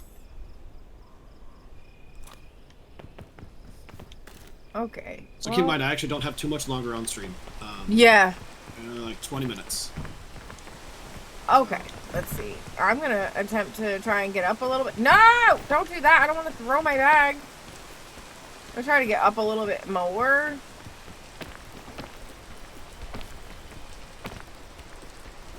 And then we can chit chat a little bit more. So, outside of, you know, the main things that we've talked about already, is there anything that you would give for advice for especially like younger service members that like think that they can't ask for help? Don't wait. I would say don't wait. There's this feeling of I'm fine, everything's fine, and you know what? I'll just No more saying push through cuss words, because that's what, guys. you know, men are supposed to do. Inappropriate But it's and not violent. You know, I was guilty of not getting help when I needed it, and you gotta understand that the thing that makes you strong isn't sucking it up and pushing through it. It's recognizing that I'm not okay, and it's okay to not be okay. Yeah. And it's okay to get help. And that's really the big thing. Strength doesn't come from burying shit. Strength comes from recognizing you have, you know, a problem. And recognizing that there are ways to fix it. There are ways to get help. Oh, I'm falling off the side. I was gonna try and see if I can get up a little bit higher, but I don't know if I'm gonna be able to do this. Oh fuck, I'm gonna end up touching that, aren't I? Oh, that was so close. I just don't know where to go. Well, No cursing for 2 minutes.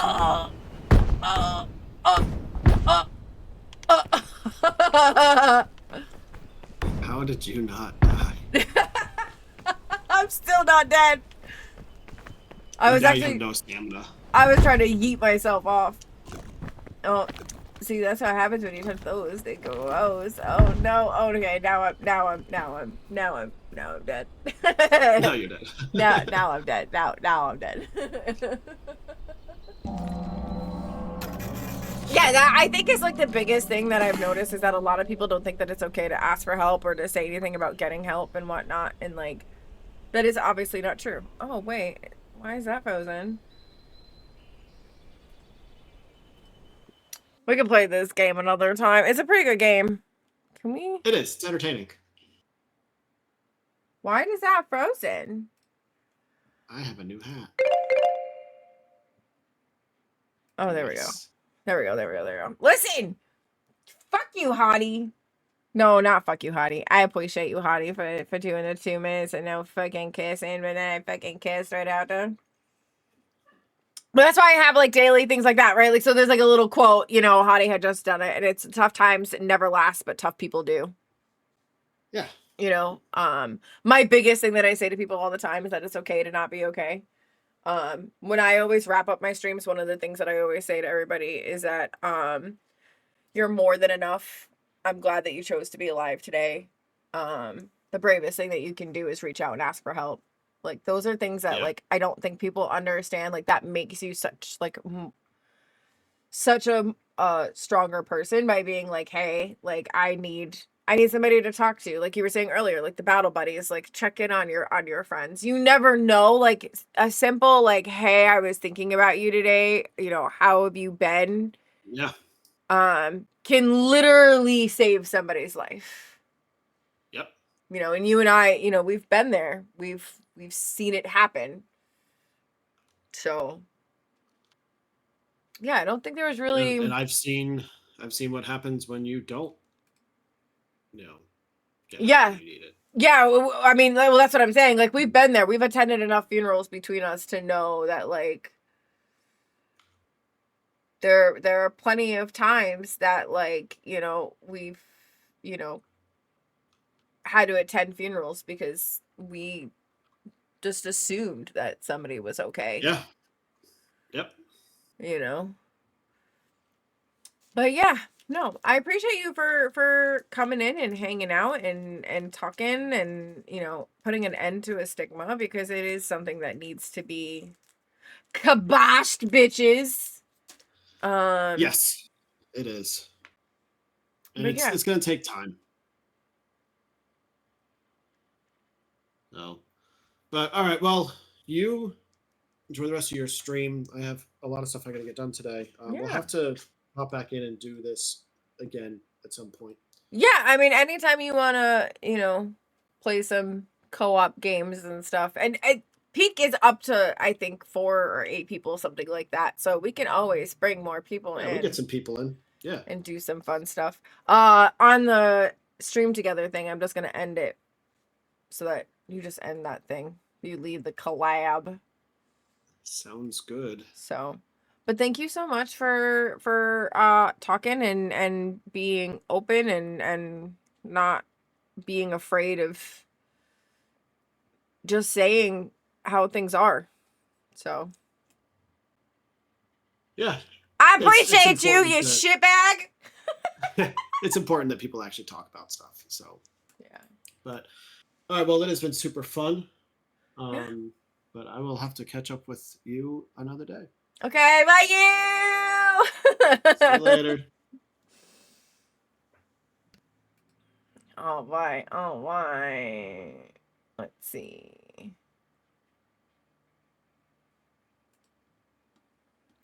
All right. Hold on. My sister just messaged me.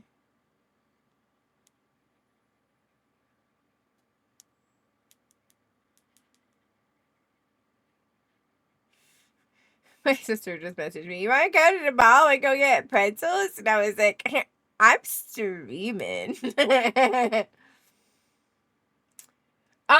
Yeah, so like those are things that I really wanted to make sure that like we talked about with everybody and like let you guys know that like it's okay to like have these conversations and stuff, and like you're not necessarily alone just because you feel like you're alone. And that's, you know, stuff that like doesn't get discussed very often, you know? Yes. I don't know why the shout out isn't working. Oh, there we go. There we go. There we go. Thank you so much for giving Doc a shout out. I appreciate it. Doc is in the process of trying to get to affiliate. So if we could do that, that'd be fucking fantastic. I'm sure he would absolutely love that. But he's a paramedic and a gamer that while they deal with real emergencies and then blow up steam by yelling at digital problems instead. That's so cool. They play survival games, shooters, and whatever else. Lets them have fun. Did you see the charity stream for mental health? That's so awesome. Yeah, he is almost there. He just needs his watched hours. And stream a couple more times. And he's got it. So all of that being said, this StackUp, the fundraiser for their call to arms, will be going all year round.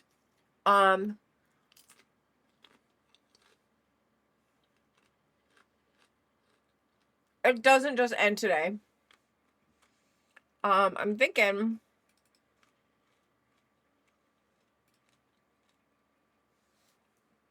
I have another game that we can play for the next couple of hours. I have a key mailer game that I need to get done. Nexus!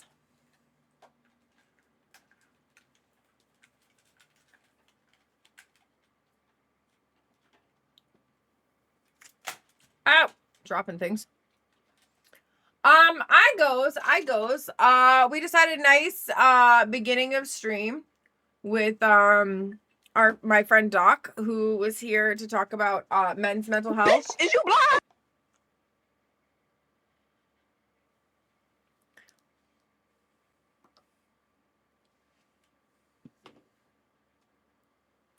You talked about men's mental health and military mental health and like ending the stigma about certain things. Hold on. I am okay. You're prettier without them.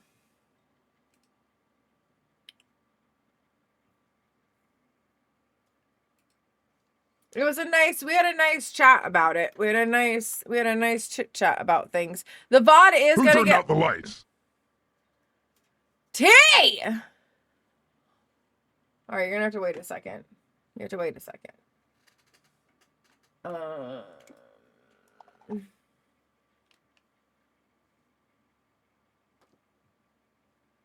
Okay.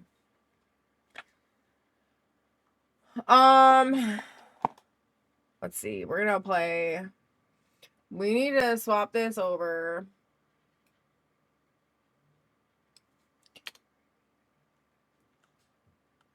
Saturday. Okay. We're gonna do this. Call of the Elder Gods. We're gonna play this game for a little bit. This is one that I got from Keymailer.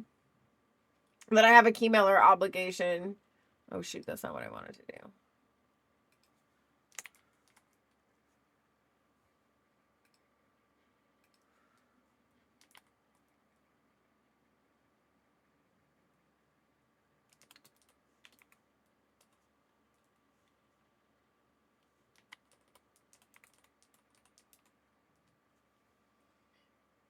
Okay. Not that I can see a damn thing. Okay, so this is a game that we got from Keymailer. I need to adjust my audio, I think. Right? Oh, I need to turn that down for me. You guys let me know if I need to turn that down for you or not. But I just want to say, like, before I go back into like doing other things, I want to say that, like, hold on, let me go back over to my just chatting. I just want to say that, first of all, like, I appreciate Doc so much for coming on here and talking about his experiences, especially in the military and stuff. And I know that those are things that like don't always get talked about. I want to make sure, where is my charity button? There's the things for charity.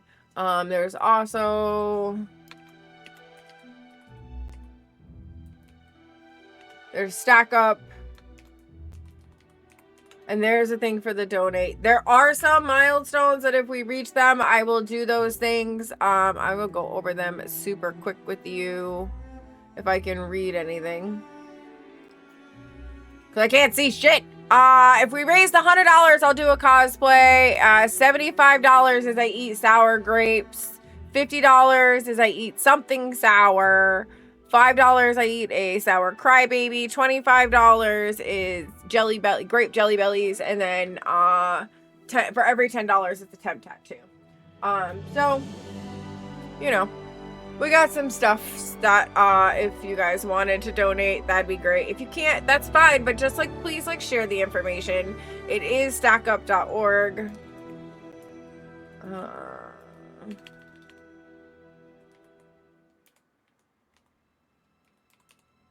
There we go. That's their site. Be sure to check them out if need be.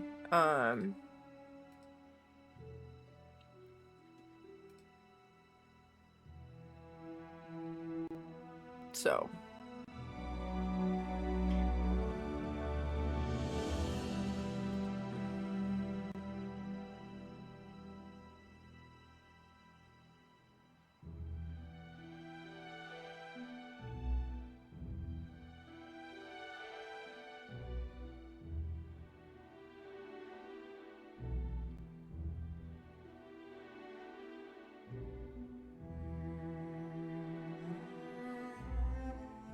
okay.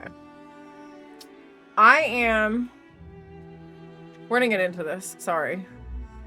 I just can't fucking see anything because Thank goodness. Thank goodness.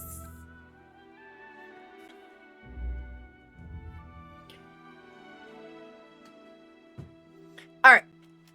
This is a game called Call of the Elder Gods. I don't really know too much about it. I do know that it is from Keymailer and that they sent this to me. It is a like escape room type game. Right? Tis a mystery game. Please let me know if the audio is too loud for you guys or if things need to be changed around. Subtitles on. Motion sickness reduction. Yeah, we're gonna turn that on. No, I haven't played Call of the Sea.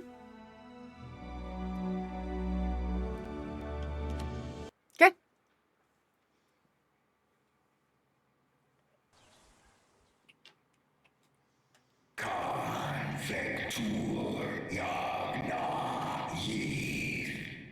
Okay. What was that? Where's that voice?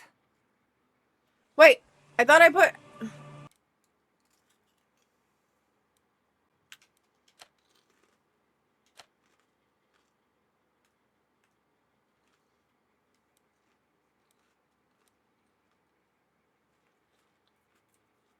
There was me farting. Oh, no!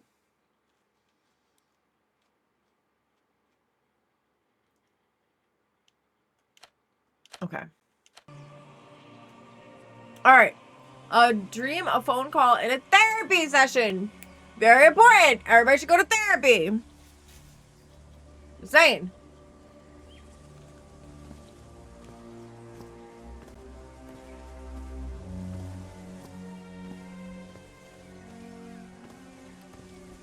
Therapy doesn't necessarily have to be going to a person and talking to them. Strange and disturbing. Everybody has their own form of therapy.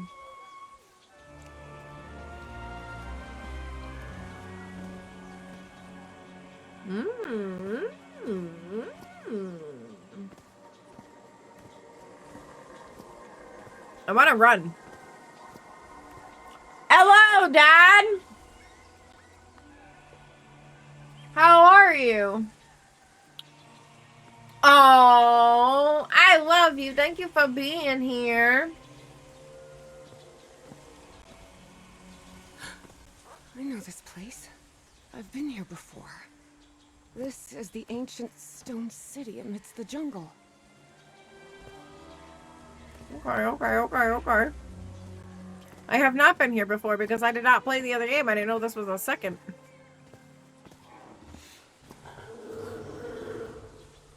That does not sound good. Why is there something wrong? We got beef! Wait, why are you... Excuse you!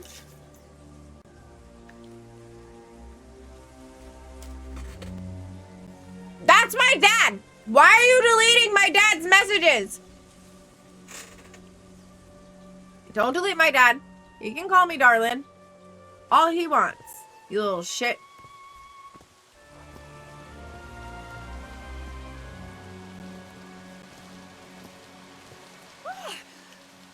Oh, sweet Jesus. That's a big lizard. Okay, ignore him.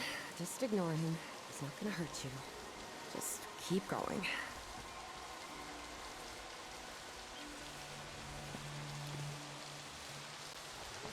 No. No. You don't have beef. You is fine. You is fine.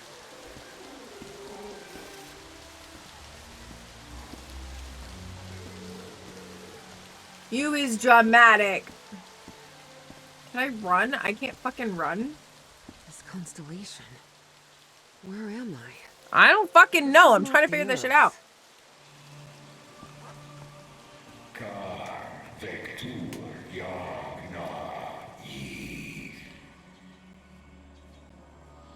I do run. I run in your dreams, away from you. Ha ha ha! Con Vector Yagna Yith. In other words, find a statuette. Run to the Elf Cosmetics counter. Nah. Ah! Damn!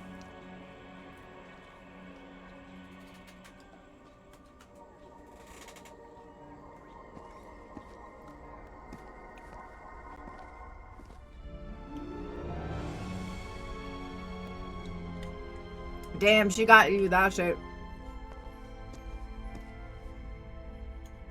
Damn.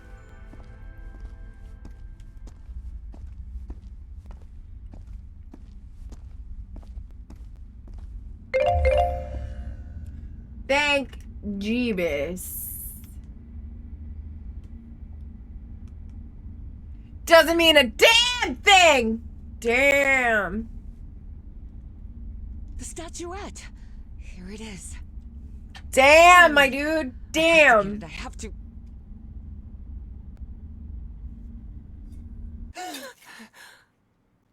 This is the story of Evie Drayton. Quick. Before I forget. Where did I put my notebook? I have to write everything down. Looking for answers was part of Evie's observant nature and analytical mind. Okay. Her recurrent dreams began shortly after a period in 1956 Bucky Chase. when she'd completely lost consciousness. Bucky Chase. Spitsbergen Island and Svalbard. Apparently, I researched this area of the Arctic thoroughly during the time I lost consciousness. This photo was taken during my amnesia. I don't remember anything about it. Okay. When I saw Unusual this finding picture, of the I couldn't Paisley. believe it. Okay. It's the same statuette I always see in my dreams. I've Her searched constellation.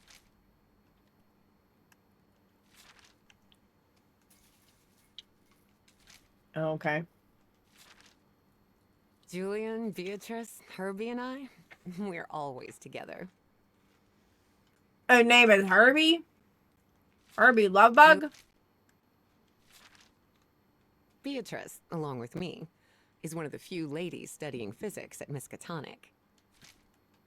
Hey, we love women in The STEM! scary fellow that haunts me in my dreams is a Dimetrodon.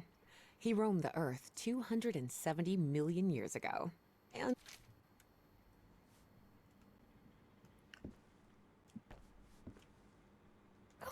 here it is. Evie's Nightmare Journal. Evie was worried that someone might read it. That's why she kept it locked away under that complicated padlock.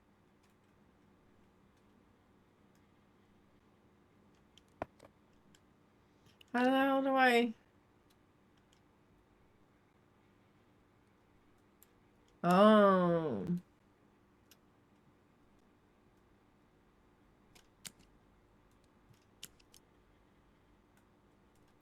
This is not easy.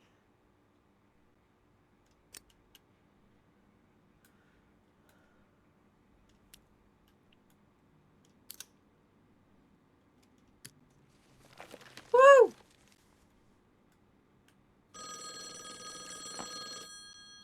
I'll get that in a minute. Oh, you're gonna make me get it, huh? Nope. I've always been a good student, but during my amnesia Dang, period, girl! I almost reached This girl is a real good I must have student, written right? about 1,000 letters to the archaeology dean in Miskatonic, and I've never received any answer. I don't want to answer your phone. I wish Papa had never taken that job in San Francisco. Oh. He'd still be with us.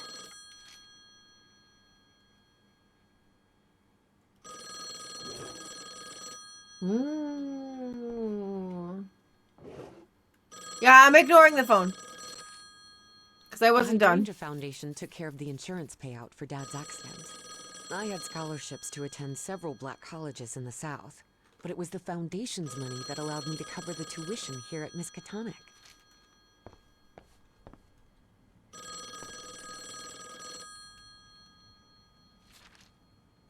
I was lucky to be accepted at Miskatonic. It was one of the first universities in Massachusetts to admit non-white students. Okay. Uncle Mo showed me a trick or two when I would help him in the motor shop. Tinkering with gadgets always puts me at ease. Thank goodness. Still have a couple hours until thermodynamics class start. Rhythm and blues is definitely Welcome back, my kind of Dad! music. Yes. Dad?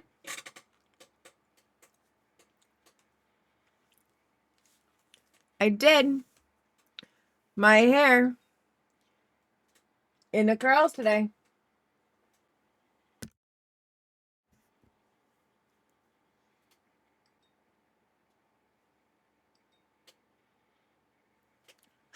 I did the girls. I did the girls.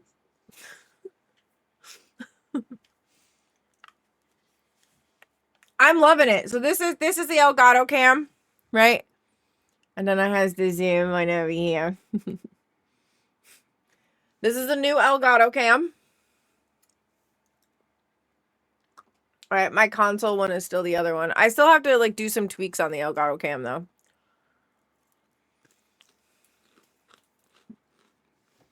And I'm loving, for those of you that don't know, Senpai, notice me! Senpai, notice me! You know that's me.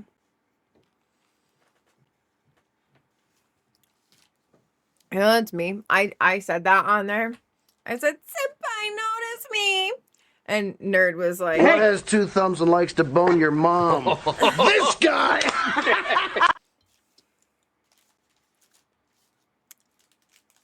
I like to bone your mom. But yeah, no, the setup's going great. I love it. We did good things. We had my friend Doc on in the beginning of stream today.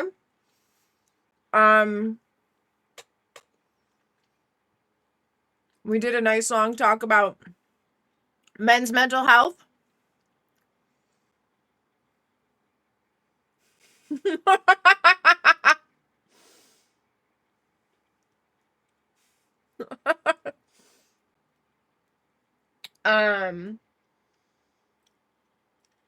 We did a nice long had a nice long talk about men's mental health awareness and about military mental health awareness and different services that people can check out.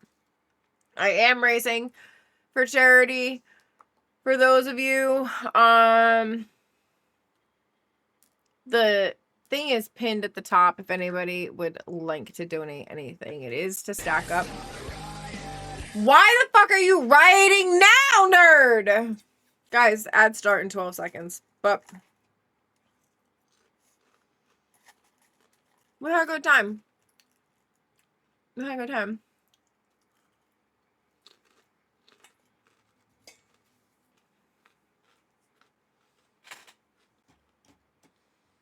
Next is pretty much. That's all he does was fucking riot. Now we're playing another game. Are you Evangeline Drayton? That's right. Who am I talking to? I am the Dean of Archaeology at Miskatonic University. I believe you wanted to ask me some questions, right? Yes. Yes, Wait. of course. It's a pleasure. That's what to I have to meet say to it for you, Professor. nerd. Today at 6 p.m. at 5 Prospect Road, outside of Boston. Boston? Boston! That's almost a 2-hour train ride from Arkham. I thought Do you want to talk or not? Yes, yes, of course. I'll be there. 6 p.m., Prospect Road. See you in a couple of hours, Professor. It's actually Prospect Hill in Boston, All not right. Road. I should get ready. There's a lot of information here about my strange dreams and my amnesia. I'd better go through it again before I leave. I don't want to miss any questions when I talk to the professor. How was the rest of your stream, Dad?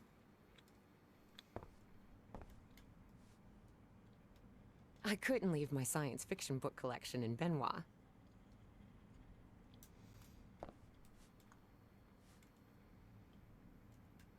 I was late because I had to take Stink to her hair appointment this morning. Reverend Charlton was adamant that I bring this cross to college. He must think Arkham is a den of iniquity and wickedness. I mean, it is Arkham. Before leaving, Evie asked herself if she had finished gathering all the information in her room. Yeah, I'm ready. All right. I think I've gathered what I need. As odd as it seemed to Evie that the dean didn't meet her at the university, her need to know was stronger than her doubts. She was determined to attend the meeting. There, she would come across another protagonist in this story.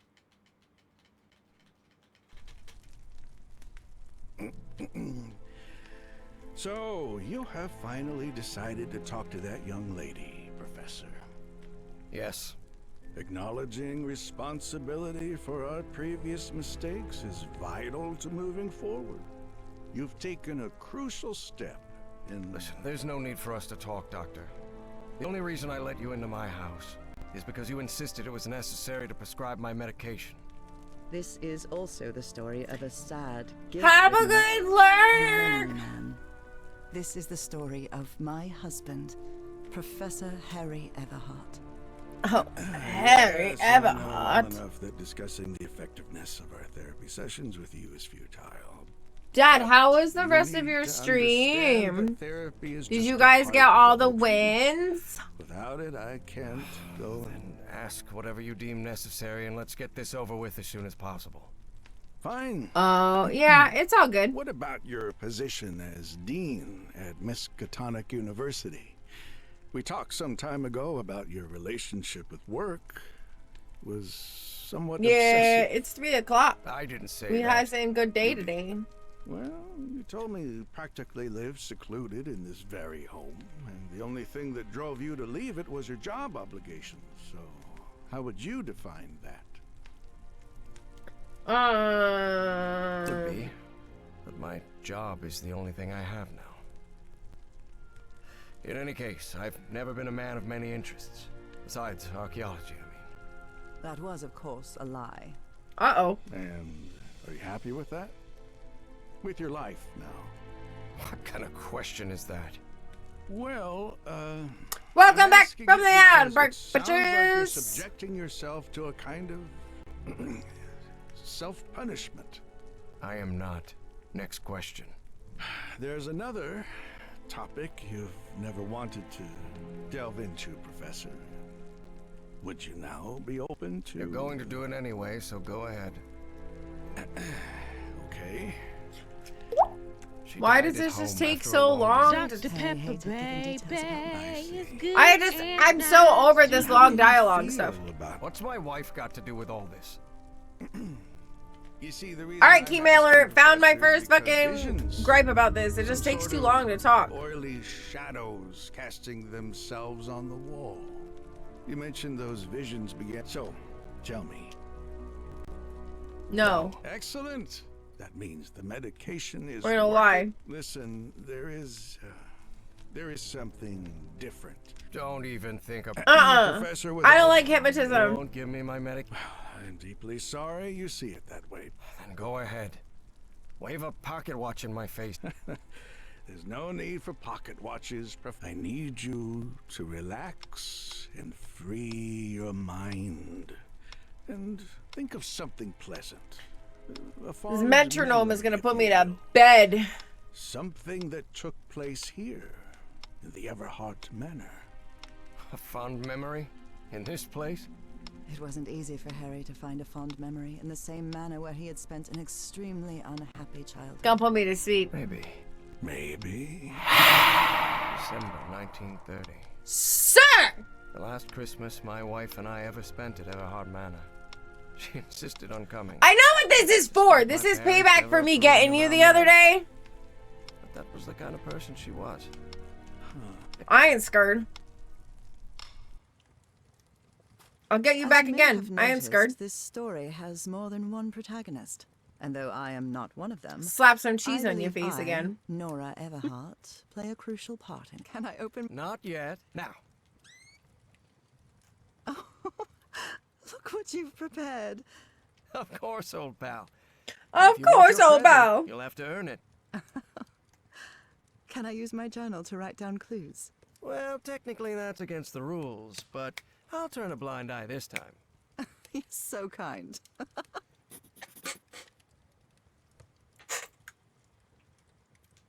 That's what I have to say.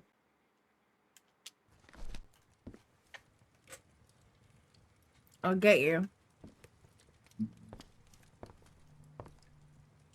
I ain't scared of you. 1931. I want.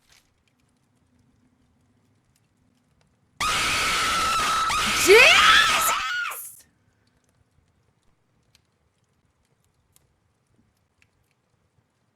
Dad!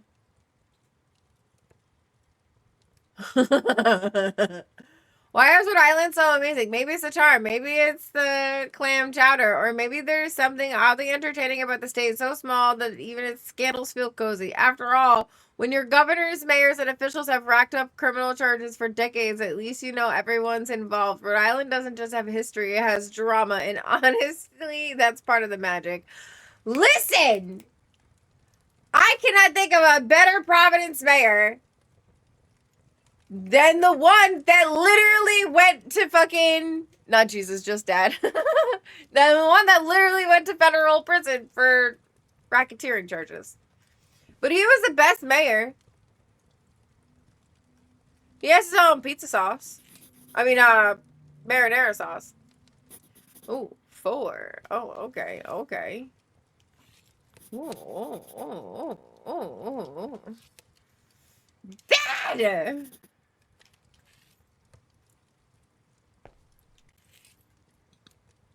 Oh, there we go.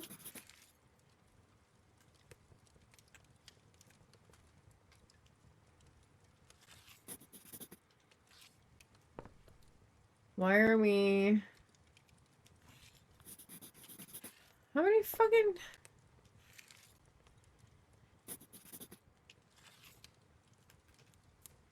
Wait a second.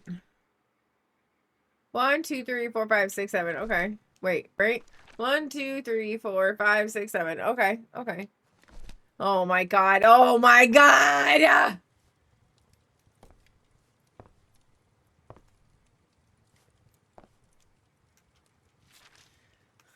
Oh my gosh. Look at your gosh. sad little face in this photo. You know me. I've never been the life of the party. Wait. There's something wrong in this memory. This wasn't... Ignore it. Focus on that moment. Did you know that... That happy memory. Your mom is the pothole capital of New England? What are you up to now? Oh, wait. Boy, what a drawing. Is this supposed Look to be here? a tree? Of course it is. I'm doing the best I can with my limited art skills. Well, at least you're good at playing the piano.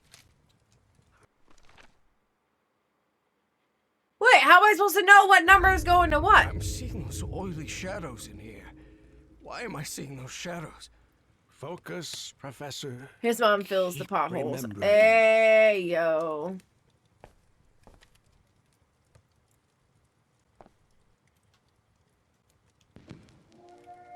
Do you remember when we slow danced to dear old pal of mine at Maddie's house? The end of the Great War party. Oh, okay. So we need... Okay. That's definitely low. All right, so we need swirls, checkers, swirls, squares, diamonds, stars, hexagons, triangles, parallelogram. You didn't vandalize a piano just So- for a scavenger hunt, old pal. No. Swirls. Who do you think I am? It's just crayon. Squares.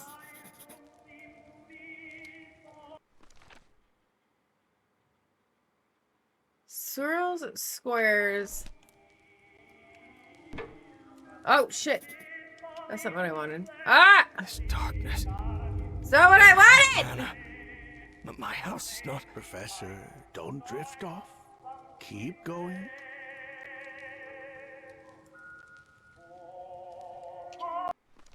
Okay, wait. Swirls, squares.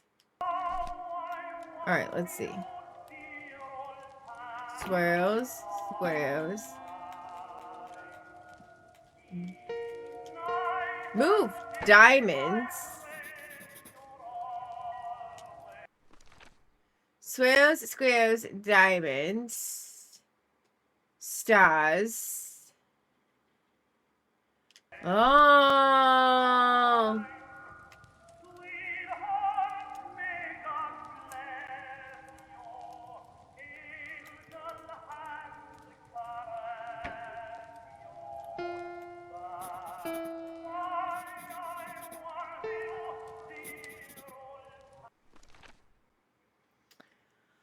Okay, so we need what? 1, 4, 3? No, 1, 4, 6. 1, 4, 6. Ready? Let's try this. I wonder what my darling husband is keeping locked up in here. You'll have to put that brain of yours to work to find it. 1. Hello! Welcome in! Welcome in! 1, 4, 6. Yeah! I'm fucking smart! Harry, I can't believe it! Look at that shit! I'm smart. And it even had... No. Wait. What do you mean a statuette?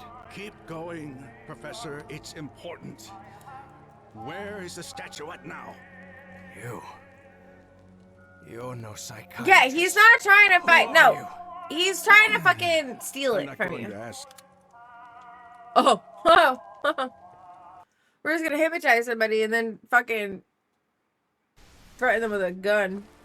Shortly after Harry's peculiar hypnosis session, Evie... I'm done with the long talks. I'm not gonna lie. This looks like something straight out of Tales from the Crypt. Your mom looks like something out of Tales from the Crypt. Hey! The window is open. Yeah, that's how I'm gonna break in the house. Can I take that? No. You're gonna let me take things? You can't take shit? What the fuck?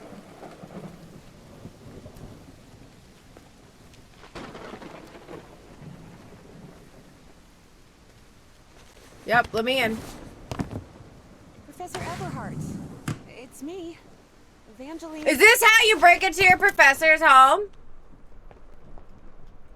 Mac, how you doing today? How you doing? We're just breaking into homes.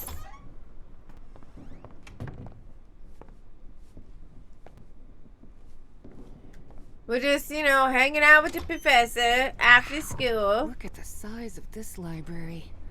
It's almost as big I as was! We Actually, did it do, wasn't even a third the size of Miskatonic's library. Oop, that's not what I meant to do.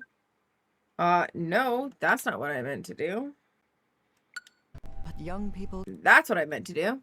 I will be posting the VOD. I don't know if he's gonna post the VOD or if he already did. We streamed and we talked about, yeah, breaking into homes. We talked about, men's mental health and military mental health. We went over some information for resources and stuff. I am currently raising money, for charity with StackUp.org. And they provide a myriad of different services for active duty and veteran service members. They have a 4-tier program that they do. One of them being called, hold on, I just put it my real notes right here. They have 4 different things called supply crates, air assaults, the stacks, and then their StackUp Overwatch program. So supply crates, they send care packages full of like gaming consoles and supplies and stuff to troops that are deployed to kind of, you know, help, you know, with positive mental health and enforcement and you know, to kind of like get ahead of it almost, you know, to, you know, prevent suicide and stuff through gaming and geek culture. And then they have supply crates, which is video game. I'm sorry. They have air assaults, which is all expenses paid trips that they send some of their veterans on to attend gaming and geek different events. So like going to like PAX East or TwitchCon or PAX West or you know, GDC or, you know, things like that for them to go to meet up with their buddies that they have met playing these games, stuff like that. There's the Stacks, which is a volunteer force for good. It says these teams, located in many places around the globe, serve veterans in their communities by hosting events like a game night, and you know, to come together in their local areas and stuff. And then there's the StackUp Overwatch program, which is a peer-based mental health initiative, which is crisis mitigation, to provide them with the tools, to help identify and react to mental health challenges before the point of crisis is reached. And they also, again, do mental health game nights and stuff like that. So, yeah, it's a really cool organization. They approached me not that long ago and asked if I would like to join their team of you know, fundraising and stuff, and I thought it was a fantastic idea. You know, I personally myself have never served, but I am connected in every which way and then some. My husband is a Navy vet. You know, Doc I've known since, you know, high school, middle school. You know, you know, my grandfathers both served. My uncle is the adjutant general for the state of Rhode Island. So it's just, you know, I've got connections all over the place when it comes to that stuff. So like, I like to see, and you know, growing up in that group of friends with Doc, you know, I like to see my boys and girls taken care of. That's all. You know, there's, you know, like Doc had brought up a good point earlier when he was like, you know, everybody says, you know, support the troops, support the troops, support the troops, and they support them while they're away, but they don't remember that when they come home, there's more to it. So it's definitely something that, like, I feel like needs to be talked about a little bit more. And like, and it's not so much like the thing for me is that, like, yes, it's a job, right? You know, you sign up and agree to do a job, but like, you don't agree to have one of the side effects of having a job shouldn't be to sacrifice your mental health, right? Like, you agree to, you know, sacrifice yourself, including your life, for any of these things, right? But like, your mental health is not something that's on that contract to, like, that you agree to give up, right? So like, that's something that, like, I kind of always have, like, it's kind of always bothered me in a way, you know, where like, that's not. Yeah, guys, go follow Doc if you're not following Doc already. Doc is trying to get to affiliate. We're trying to get him up there. But you know, He just needs his watch hours. We need to get him to stream a little bit more, a couple more times. But you know, yeah, it's definitely, I mean, I like him. He's a great bean. Yeah, his VOD is up already. So if you guys do want to check that out, you guys can always check that out too. Yeah, we'll get him there. I will come kidnap him and make him stream. I mean, I'm just gonna try and push him to do a couple more things with me. You know what I mean? You know, currently right now he likes to play a lot of Call of Duty and stuff like that. He was playing a lot of Windrose, but Windrose is so graphic heavy that it fucking bogs down your shit, which becomes a fucking problem. But you know, but you know, trying to get him. We played some Peak earlier. It was actually kind of funny until he died. But yeah, no, we played some Peak. He tried to throw me off the side of the mountain, but he didn't fucking get very far, little shitbag.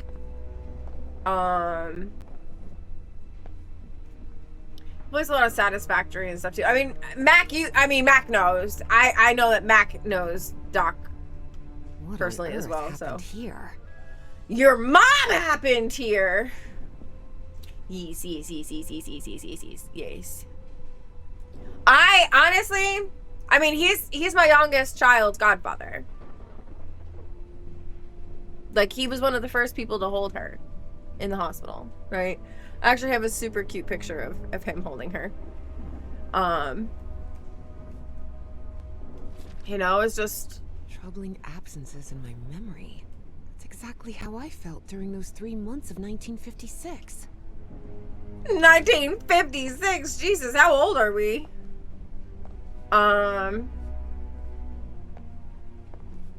Yeah, he's one of the few that I would literally Evangeline had never dive pictured in the front of a professor train as for. anything but a hermit. Certainly not someone his relatives still worried about.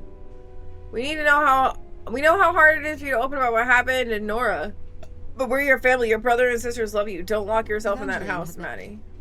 Listen, I'm gonna lock myself up in your mom. I'm just kidding. Ooh, a skull. The skull is fake. Is it? Is it? The skull is fake. No, baby, it's not. Rich people definitely had weird ways of entertaining themselves. That's the fucking point, my guy! Harry's mother's life had long been shaped Miss Elizabeth by tragedy. Everhart quarterly invites you to the become obsessed seance. with the Let's fucking do it. Let's have a seance. Who are we contacting? Nerd's mom? That's what I thought. Goodness gracious. The professor's taste in literature is nothing if not peculiar. What the fuck you mean, my guy? It looks like they're all the same book.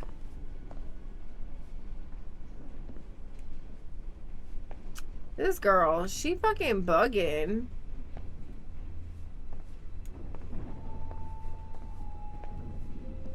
It's all the same book everywhere. How do you know? Ooh, this spinny spin. There's something oddly comforting about spinning these globes. I have to. Every time I see one, I'm like, boom. Anybody else? Just me? Okay, thanks. I can't see a globe and not like spin the thing like 10,000 times and expect that if I don't do it right, or if I do it just right, that it's gonna like crack open and there'll be like a treasure chest inside. He's very strict. Strange character. Or it's gonna lead to a fucking secret hidden fucking doorway. Can I go up? No? That's lame. That's lame. I'll go upstairs. Go upstairs. Click. Dun dun dun! Greenhouse. After those 3 men showed up last night, I left one of the books in the greenhouse. I locked it and left the key in the mausoleum. I need to buy a weapon just in case they decide to come back. Dude, how do you not? What the fuck you talking about? You need to buy a weapon. You got a fucking poker right there. Have you ever been hit with a poker? That shit hurts. Lies. Astrology is the most utterly stupid thing I've ever come across. Wow! At least she's not one of those girls that's like, I can't talk today. The stars tell me I can't.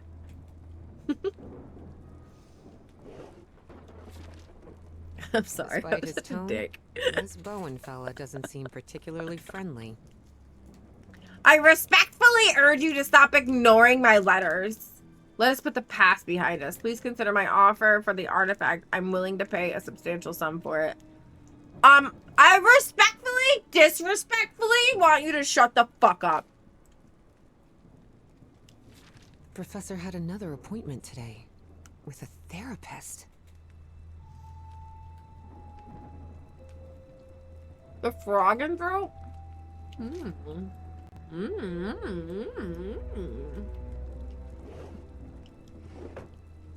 No, give me that. The key. Nora and Harry? The professor was married.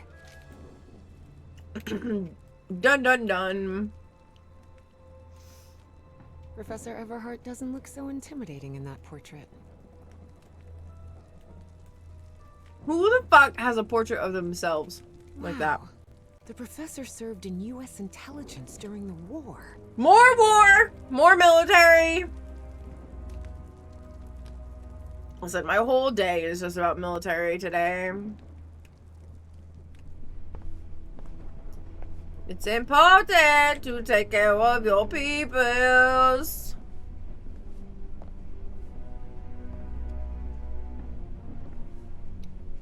Yes! Go take care of yourself. I'm sorry. I know that this game isn't as fun as the other stuff, but I have an obligation with Keymailer to play it, so take care of your stuff. Do what you gotta do. We'll see you supporting our good beans and taking care. Oh, yes, yes, yes, yes.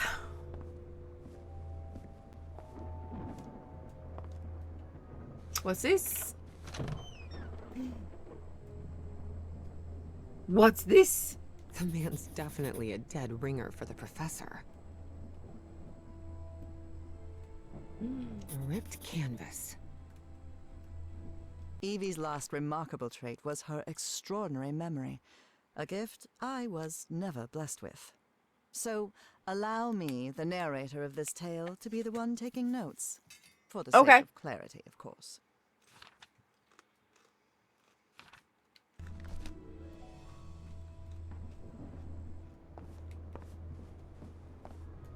The sake of clarifying your mind.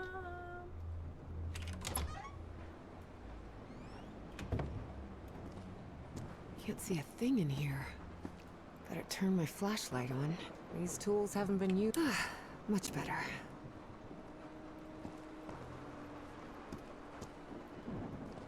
Alright, that takes us outside, and we didn't want to go outside.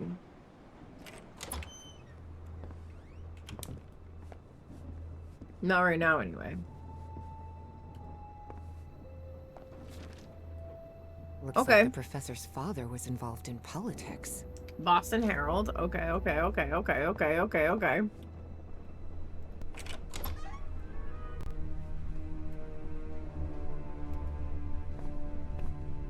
Such odd totems.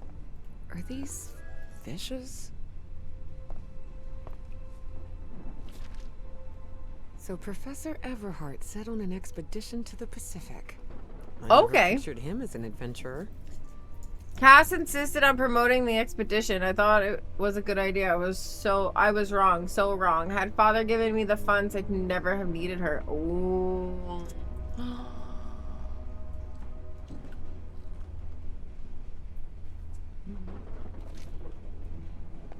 That expedition must have been quite important for him.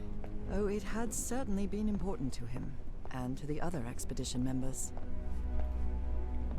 Wait, is that his wife's name? Okay. Torn canvas. The frame reads, Sed Futura. I would assume it'd be that guy down there. Bruh. There are a lot of pictures of that fireplace. Oily shadows. I've tried to capture the Beginning to oily suspect shadows the on old film. professor. No success. Okay, okay. Okay.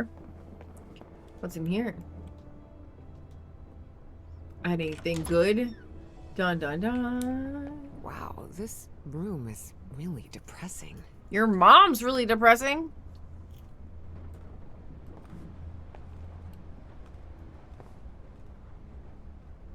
Someone has ripped the canvas. There's a Latin inscription in its frame. Providere debemus. We got a lot of ripped canvases around here. The driver's license of a certain Manuel Silva. Manuel Silva?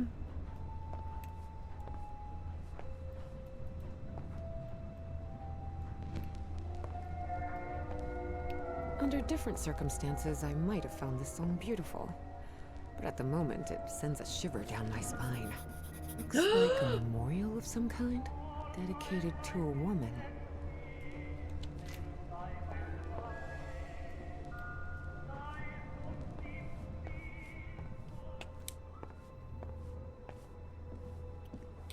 Okay, so I think... Okay, so we have two of them already, right? So, Pavadir Demas said Futura.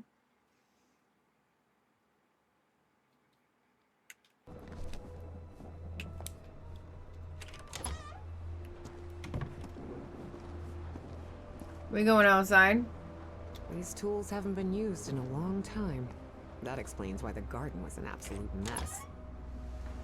Good heavens above, would you look at the size of this place?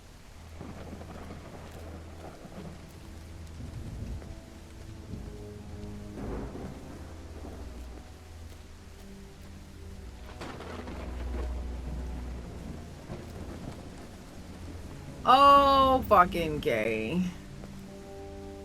What the fuck? That's not creepy at all. This vase-like thing with a face engraved on it can be rotated. Careful. The stone staircase is slippery. Hello?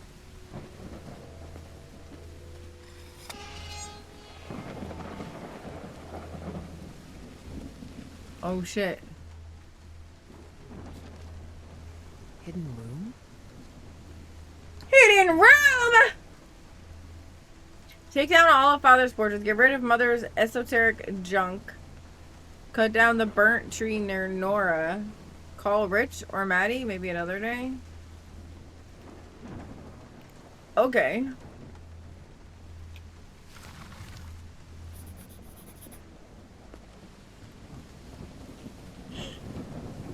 Here we go. This is so beautiful. Yeah. It's a Okay. woman's grave. Nora Ever. Such a graceful and elegant woman. Evie certainly had a keen eye for beauty.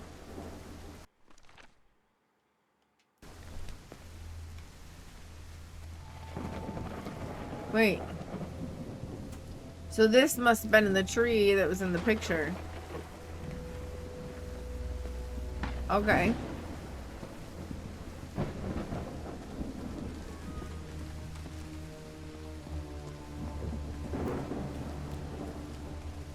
Okay. How do I get in there? Probably this door, huh? No use. It's locked. Oh, fuck you. That's some bullshit.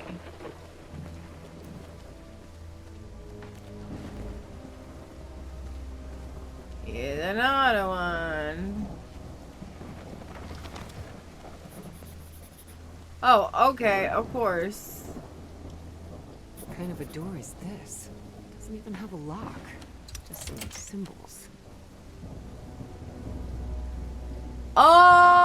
Okay. How do we know? I I'm still missing a couple. What the fuck?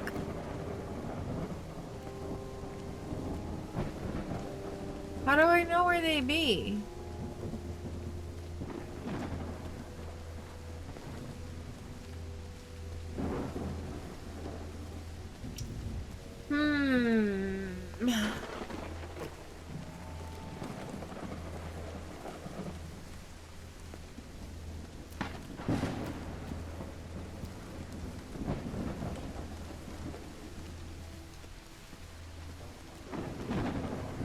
Okay, here's another one.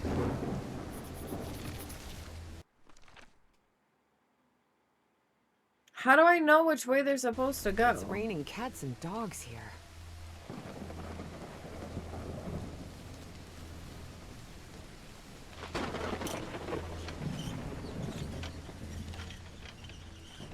It looks like there's a symbol carved into that bucket. Is that a fish? Okay, so if that goes to it. Alright, okay.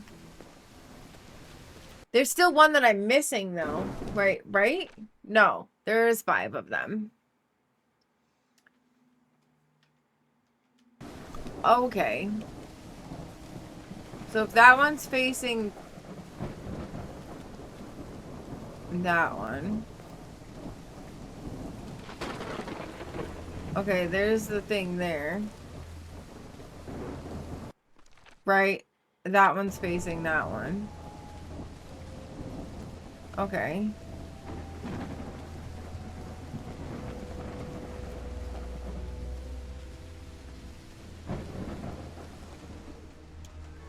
So this is probably supposed to be facing this, even though there's nothing there anymore. Same thing with this one over here.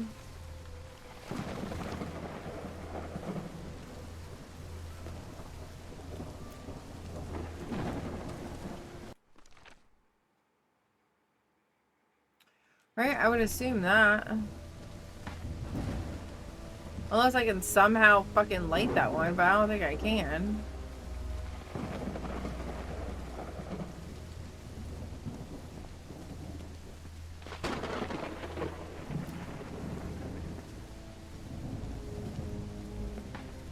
Where's... Whatever. I don't know where that symbol is that's making it fucking work, but we're gonna fucking take it. The fish one is the only one that's not.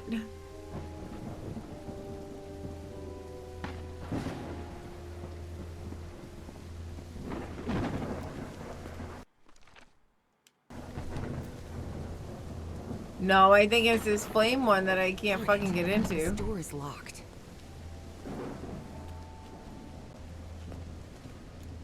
I bet you anything that's what it is. It's the flame one that I can't get into. Like this flame one over here. That is not lit currently. How do I light this? Do I have anything? I don't think I do.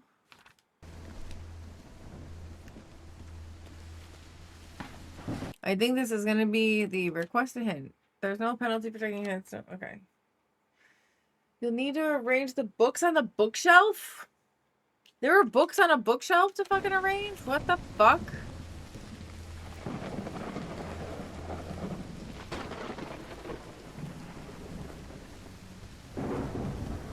She complained about them and said they were boring.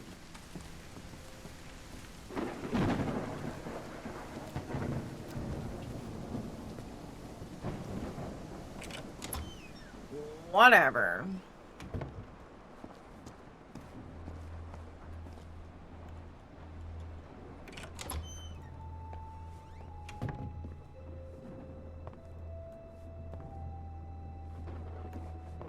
What books?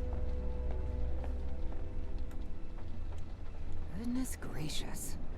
The professor's taste in literature is nothing if not peculiar. I don't see any of these that can be arranged.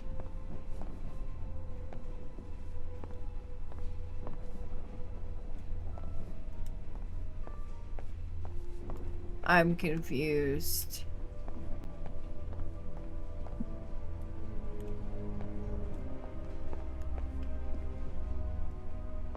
Like, I am deeply confused.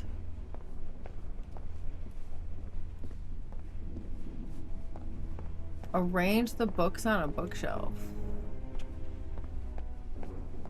What fucking books? On what fucking bookshelf?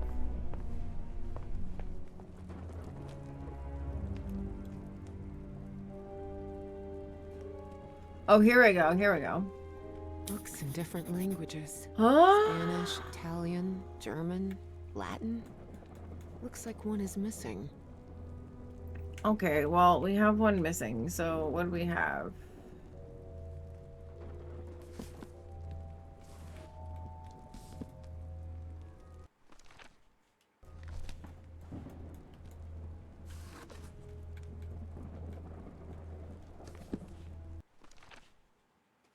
Okay, so we're still...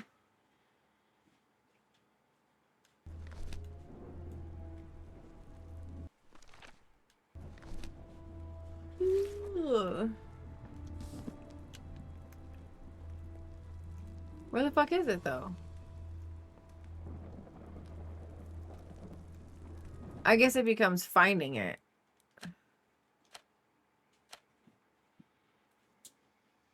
Explore, okay.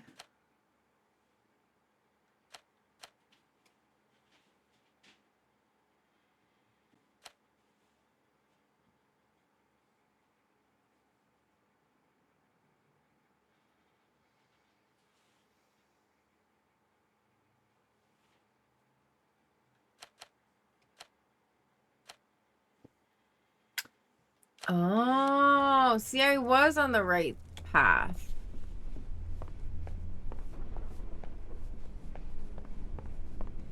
I was just a little fucked up. Okay. Okay, I was on the right path.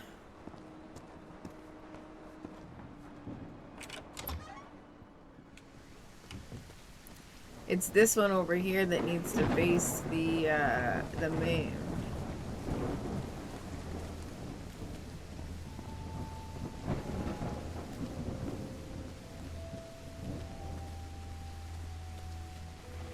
It's this one over here. I guess you'd be a sleepy bean.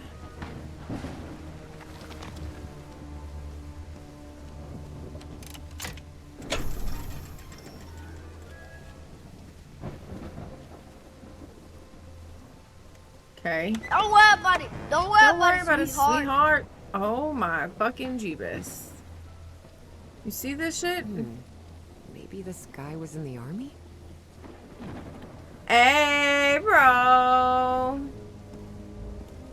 That's from the Bible. Psalm 1, verse 1. This person must have been quite devout. The stuff... In loving memory of our firstborn son, John... Ah, but it's this... A dead child. This is simply heartbreaking. The inscription on the Thrust frame the reads, banana! Harry rarely spoke of his brother John, mostly because he had never known him. The boy had died years before Harry was born. What has two thumbs and likes to bone your mom? This guy! His mother's obsession with the occult. Et voila!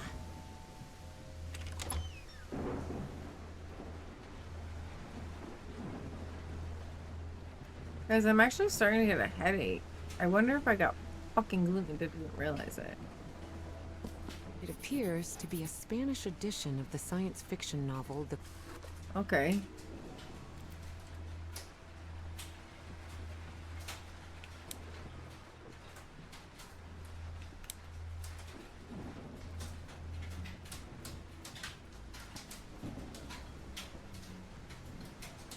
The professor really seems to be interested in botany. I mean...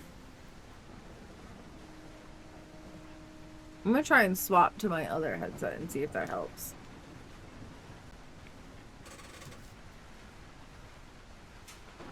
Guys, I need to get a new chair. Obviously, you guys can hear the chair, like, creaking and stuff now.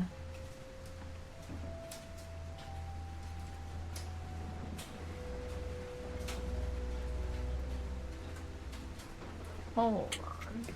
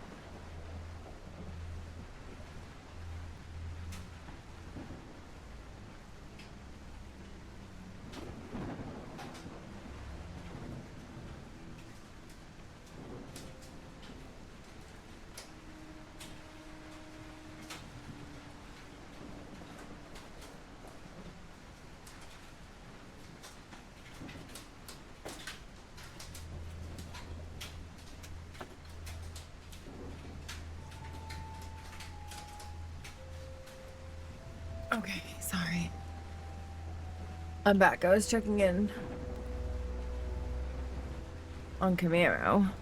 I have shows on. Don't think I don't. I was checking in on Camaro. He went grocery shopping and stuff, so. And now he's putting one of the ACs in. But I think I'm actually, hold on. I'm going to tell him to put them both in.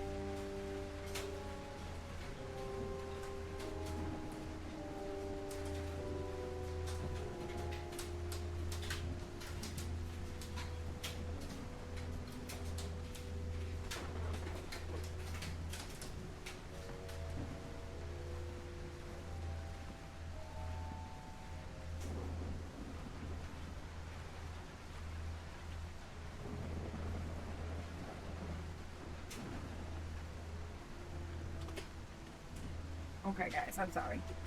I'm sorry. Now I'm really back. I promise. I promise. I promise. I promise. I was just telling him to put the other AC in.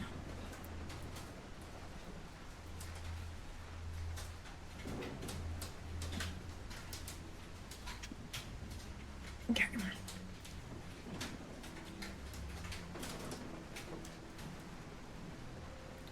I'm just telling him to put the other AC in. Oh, he has the momentum and stuff to do it.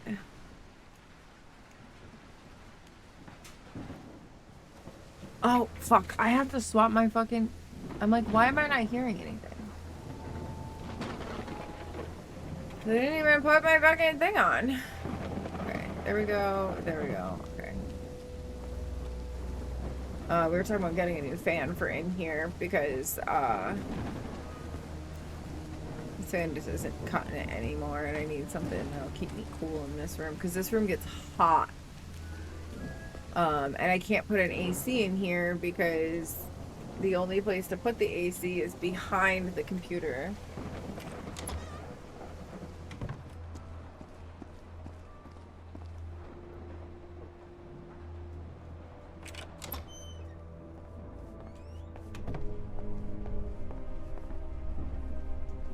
All right, so we have, Jesus, we're still missing this first one, but I would assume,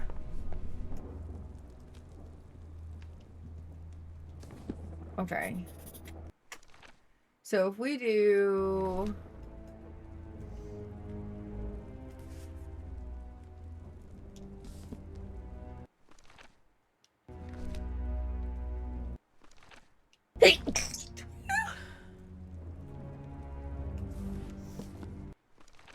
we're not going to talk about it.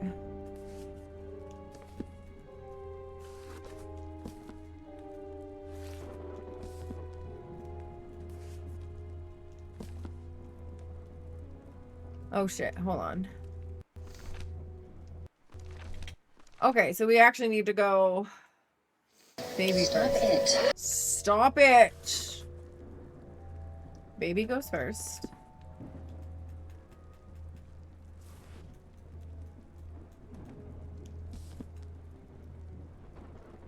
Right? Old man goes at the end, which is this guy. What is he?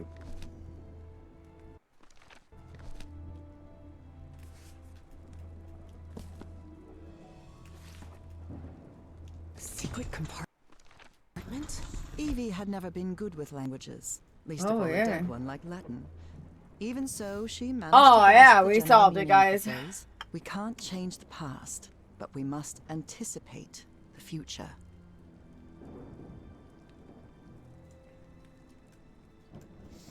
Looks like a music box of some sort. This is more than a fucking music box.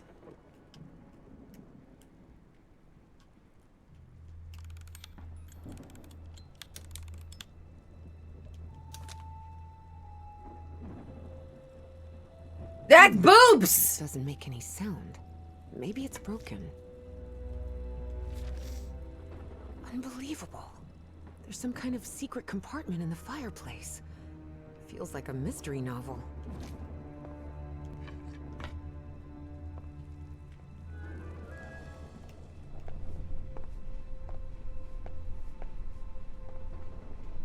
I wish this fireplace was lit. It's bone-chilling cold in here. Definitely like a mystery novel. Yep. Ooh.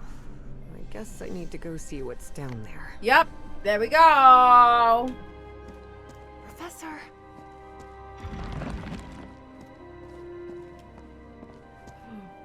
Okay.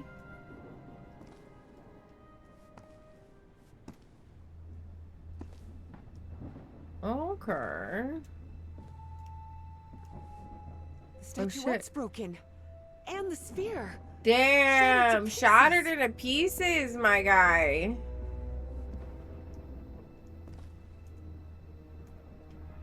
This is what I want. A skull with a candle in it.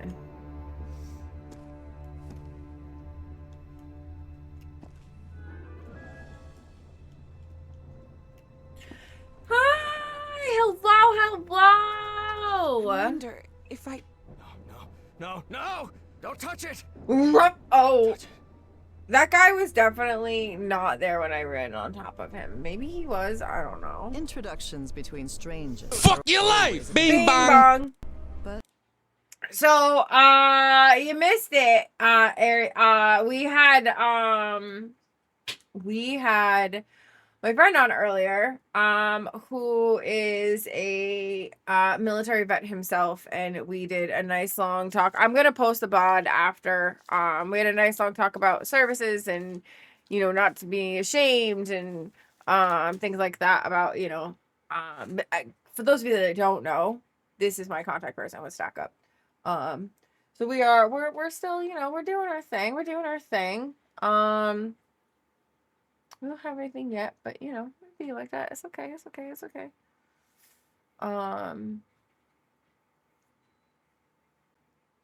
Oh yeah, my husband's cooling down the apartment already. I can hear it. Yeah. Oh, don't worry about it. I got horrible sleep last night too, and I was like trying to like make sure that I got enough sleep because I had to be up early this morning to take my kid to an appointment, and then I'm starting to get like a fucking headache in here, and it's because of the heat. I know it's because of the heat.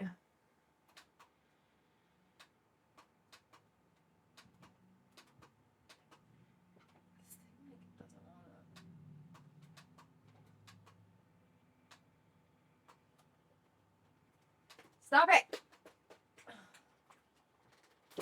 Ow!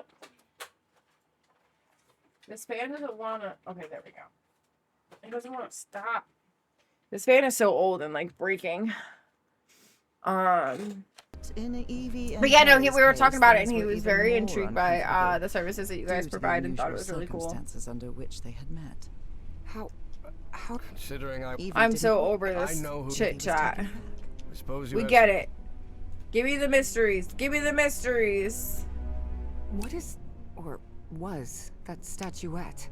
You haven't touched any of the pieces of it, have you? Maybe. No. You... Good. Because that black orb is made of... Harry thought of telling her, but he chose not to. A very... dangerous substance. Okay, whatever. Yes. Evie felt frustrated on that. Okay, so how do I get out of here? I don't want to keep talking to this guy. Yeah. It was Nathaniel? Yes. No. Dangerous? Worse than that. Who's for the robber? Who? My psychiatrist. Or so I thought. Frog in the throat? I never should have brought him here. I've been too careless. Frog in the throat? But they're... I really... Are you sure? Because... I've seen them. What are you talking? Dreams about my dreams. Artifacts, blah, blah, blah, blah, blah. Maybe it's... Enough of that! I know that like we should be listening to all of this, but I am so over the talking right now. Professor, you... Of course I'm serious! Stop yelling at me. Would you stop yelling? Look, I don't... And what have I done to you to be so mad at me anyway? Because you can talk to me till you're blue in the face, but you're not going to forbid me from going anywhere. Do you understand me? That's right, girl. You fucking tell him. And for the first time in a long time. That fireplace can be opened from the inside, Miss Drayton. Oh, well, But even so, I owe you an apology. You've taken quite a risk without even knowing me, Miss Drayton. Well, shit. Thank you. All right. Apology accepted. You're completely determined to go to those caves, aren't you? Yes, absolutely. You're right. I can't stop you. Well, I don't think there's a regular bus.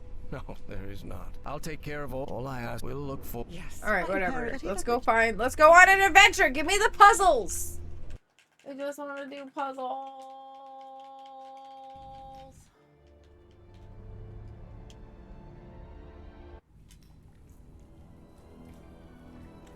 I just don't want super, like, you know, can you hear me? Are you all right?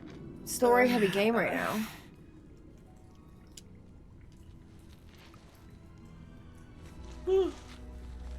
Follow the excavation trail. It'll lead you to the underground lake.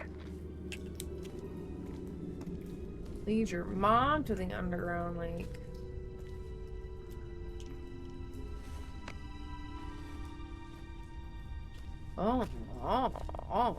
Pues gracias. In here?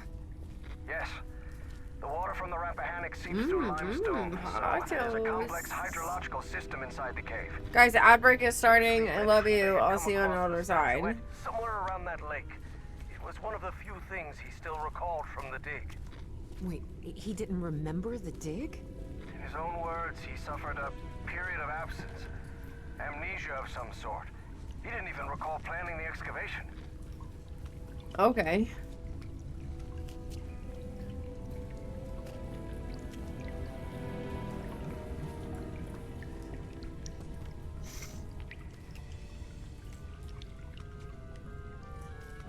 Alright, girl, climb up faster. Let's go. Professor, you won't believe this, but I had amnesia too. I don't remember anything from September to November of last year.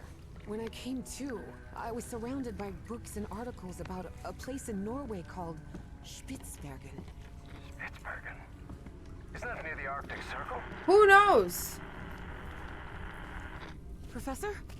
Professor, do you hear me? Oh, goodness.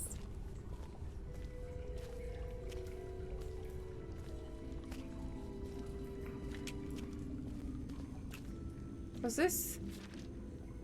Well, Authorization is hereby granted under federal acknowledgement and remains valid for the present calendar year for Mr. Nathaniel Peasley to initiate and carry out an excavation activities at the site referenced in the accompanying description for purposes of survey and scientific inquiry. Okay. Okay.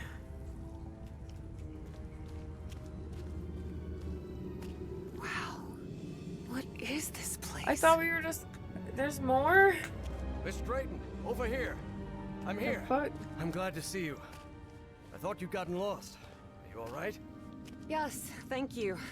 You weren't lying about those. Though Evie chose not to mention that. Okay.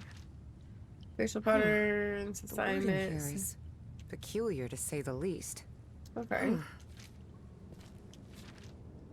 Father, I dare to write you on sport, even though I have no faith that you need heed reason. Evie would not have liked Been that far one many bit. too many years of costly Nathaniel Peasley expeditions. had always been Most a child brooding, I reserved enter to man, you more to even return to than Harry. Arkham and allow the Dean of Archaeology to handle the matter. You are, after all, but Professor of Economics, for heaven's sake.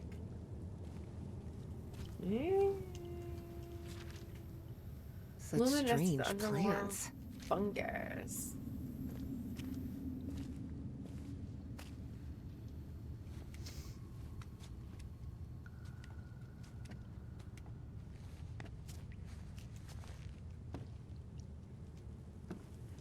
Notice how, even though the stone seems to have been carved, what do you think? I don't know. You're the I do remember some similar. Really? Is there any? Take a look around. I will. Do you think? Miss Drayton. Yes. You're. Well, but I'm most. I'll take. Fine. Born. What do you think this means, Professor? Warnings? Directions? Timelines? For now, it's hard to... I can't get to. Oh, God. Guys, I don't know. I'm getting a wicked bad headache all of a sudden. I'm like super fucking tired. It came out of nowhere.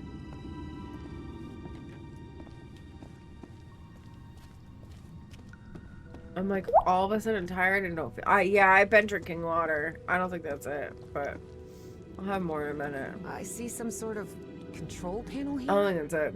What look like piano keys? Please refrain from touching anything, Mr.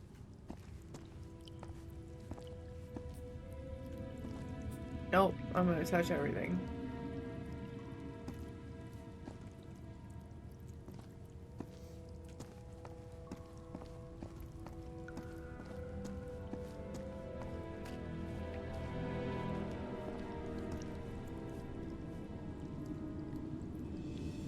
Oh my goodness. Alright, I actually...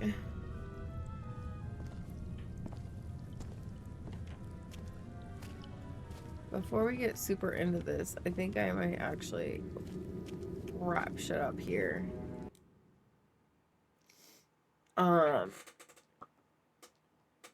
just fucking call it. Because, like, I just, like I said, all of a sudden started, like, not feeling well. And I don't want to, like, push myself. Because I have a vacation coming. So...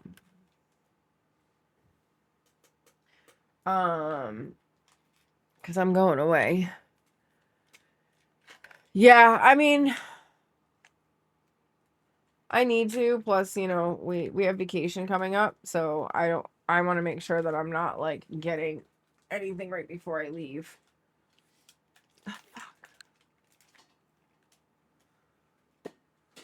Yeah, I probably just need to take a nap is probably what it is, to be honest, because I didn't sleep that great and I got up super early. So getting up super early kind of like throws off my shit. And then like I got up and I like immediately left the house and we drove somewhere. So that's always kind of like another thing for me. All right. So this is what we're gonna do. I am gonna wrap up here for now for today. Make sure that you come along with us for the raid once I figure out somebody to raid out to.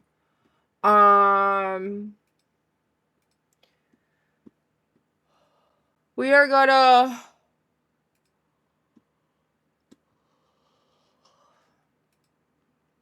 what else was I gonna say? We are gonna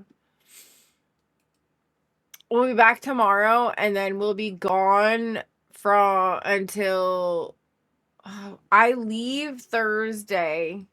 We'll be back tomorrow. Okay, we have Amanda the Adventurer Part 3 tomorrow. And then we're doing movie night on Tuesday night. And then from Wednesday to Wednesday, I'm gone. I'm not here. We're gonna still do Tuesday night. Whoop! I think this might be part of the problem. We're still gonna do Tuesday night on the 26th of movie night. But I won't be in like stream stuff and whatnot until the 28th. I might pop in here and there and like say hi to other people and stuff, but I'm gonna be like kind of like away as much as possible. I need the vacation is what it is. I need to take a break. Let's see. Oh my god, oh my god.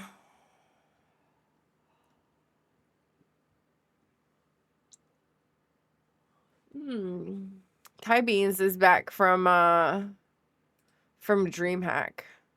What's going on here?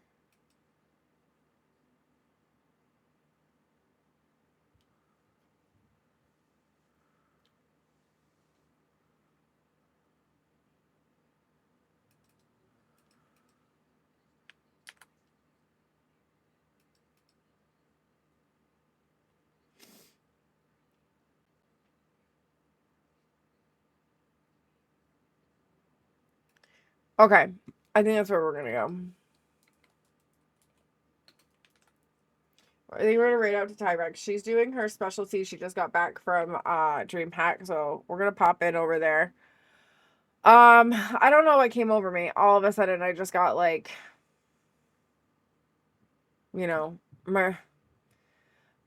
we did a lot of deep. You know what it is too? We did a lot of deep talking today about, you know, mental health and taking care of yourself and stuff. So sometimes that stuff kind of gets to me. You know, as somebody who struggles with my mental health, like doing things to take care of my mental health is very important. It's very, very important. Very important. So copy that message and bring it along with us. Let's see. Yeah. Yeah, the elder from the Elder's Gods to the Spice Force. Or to the Force.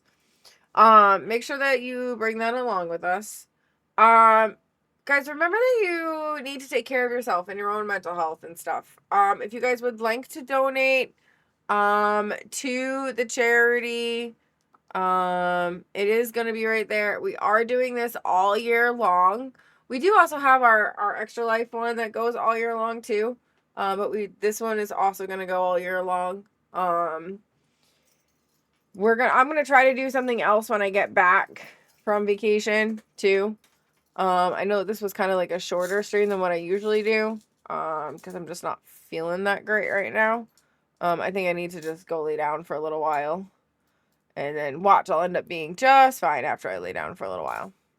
I'm like literally not even going to post the bottom right away. I'm just going to go lay down. So I'm probably going to end up fucking crashing for like an hour and then be like totally fine. But come along with us for the raid. It'll be good times. Come say hi to Ty. Remember, Guys, that your mental health is important, your feelings are valid, you're more than enough. I'm glad you chose to be alive today. The bravest thing you can do is reach out and ask for help. There are plenty of services that are on our in our Discord, and I will talk to Doc about getting that information about the veterans thing as well. So, you know, we can get people some help and stuff. And, you know, please consider donating to StackUp. Like I said, I do have incentives and stuff, or if we get to certain things or milestones, whatever, when we get to certain things, I will make sure I do all of those for you guys.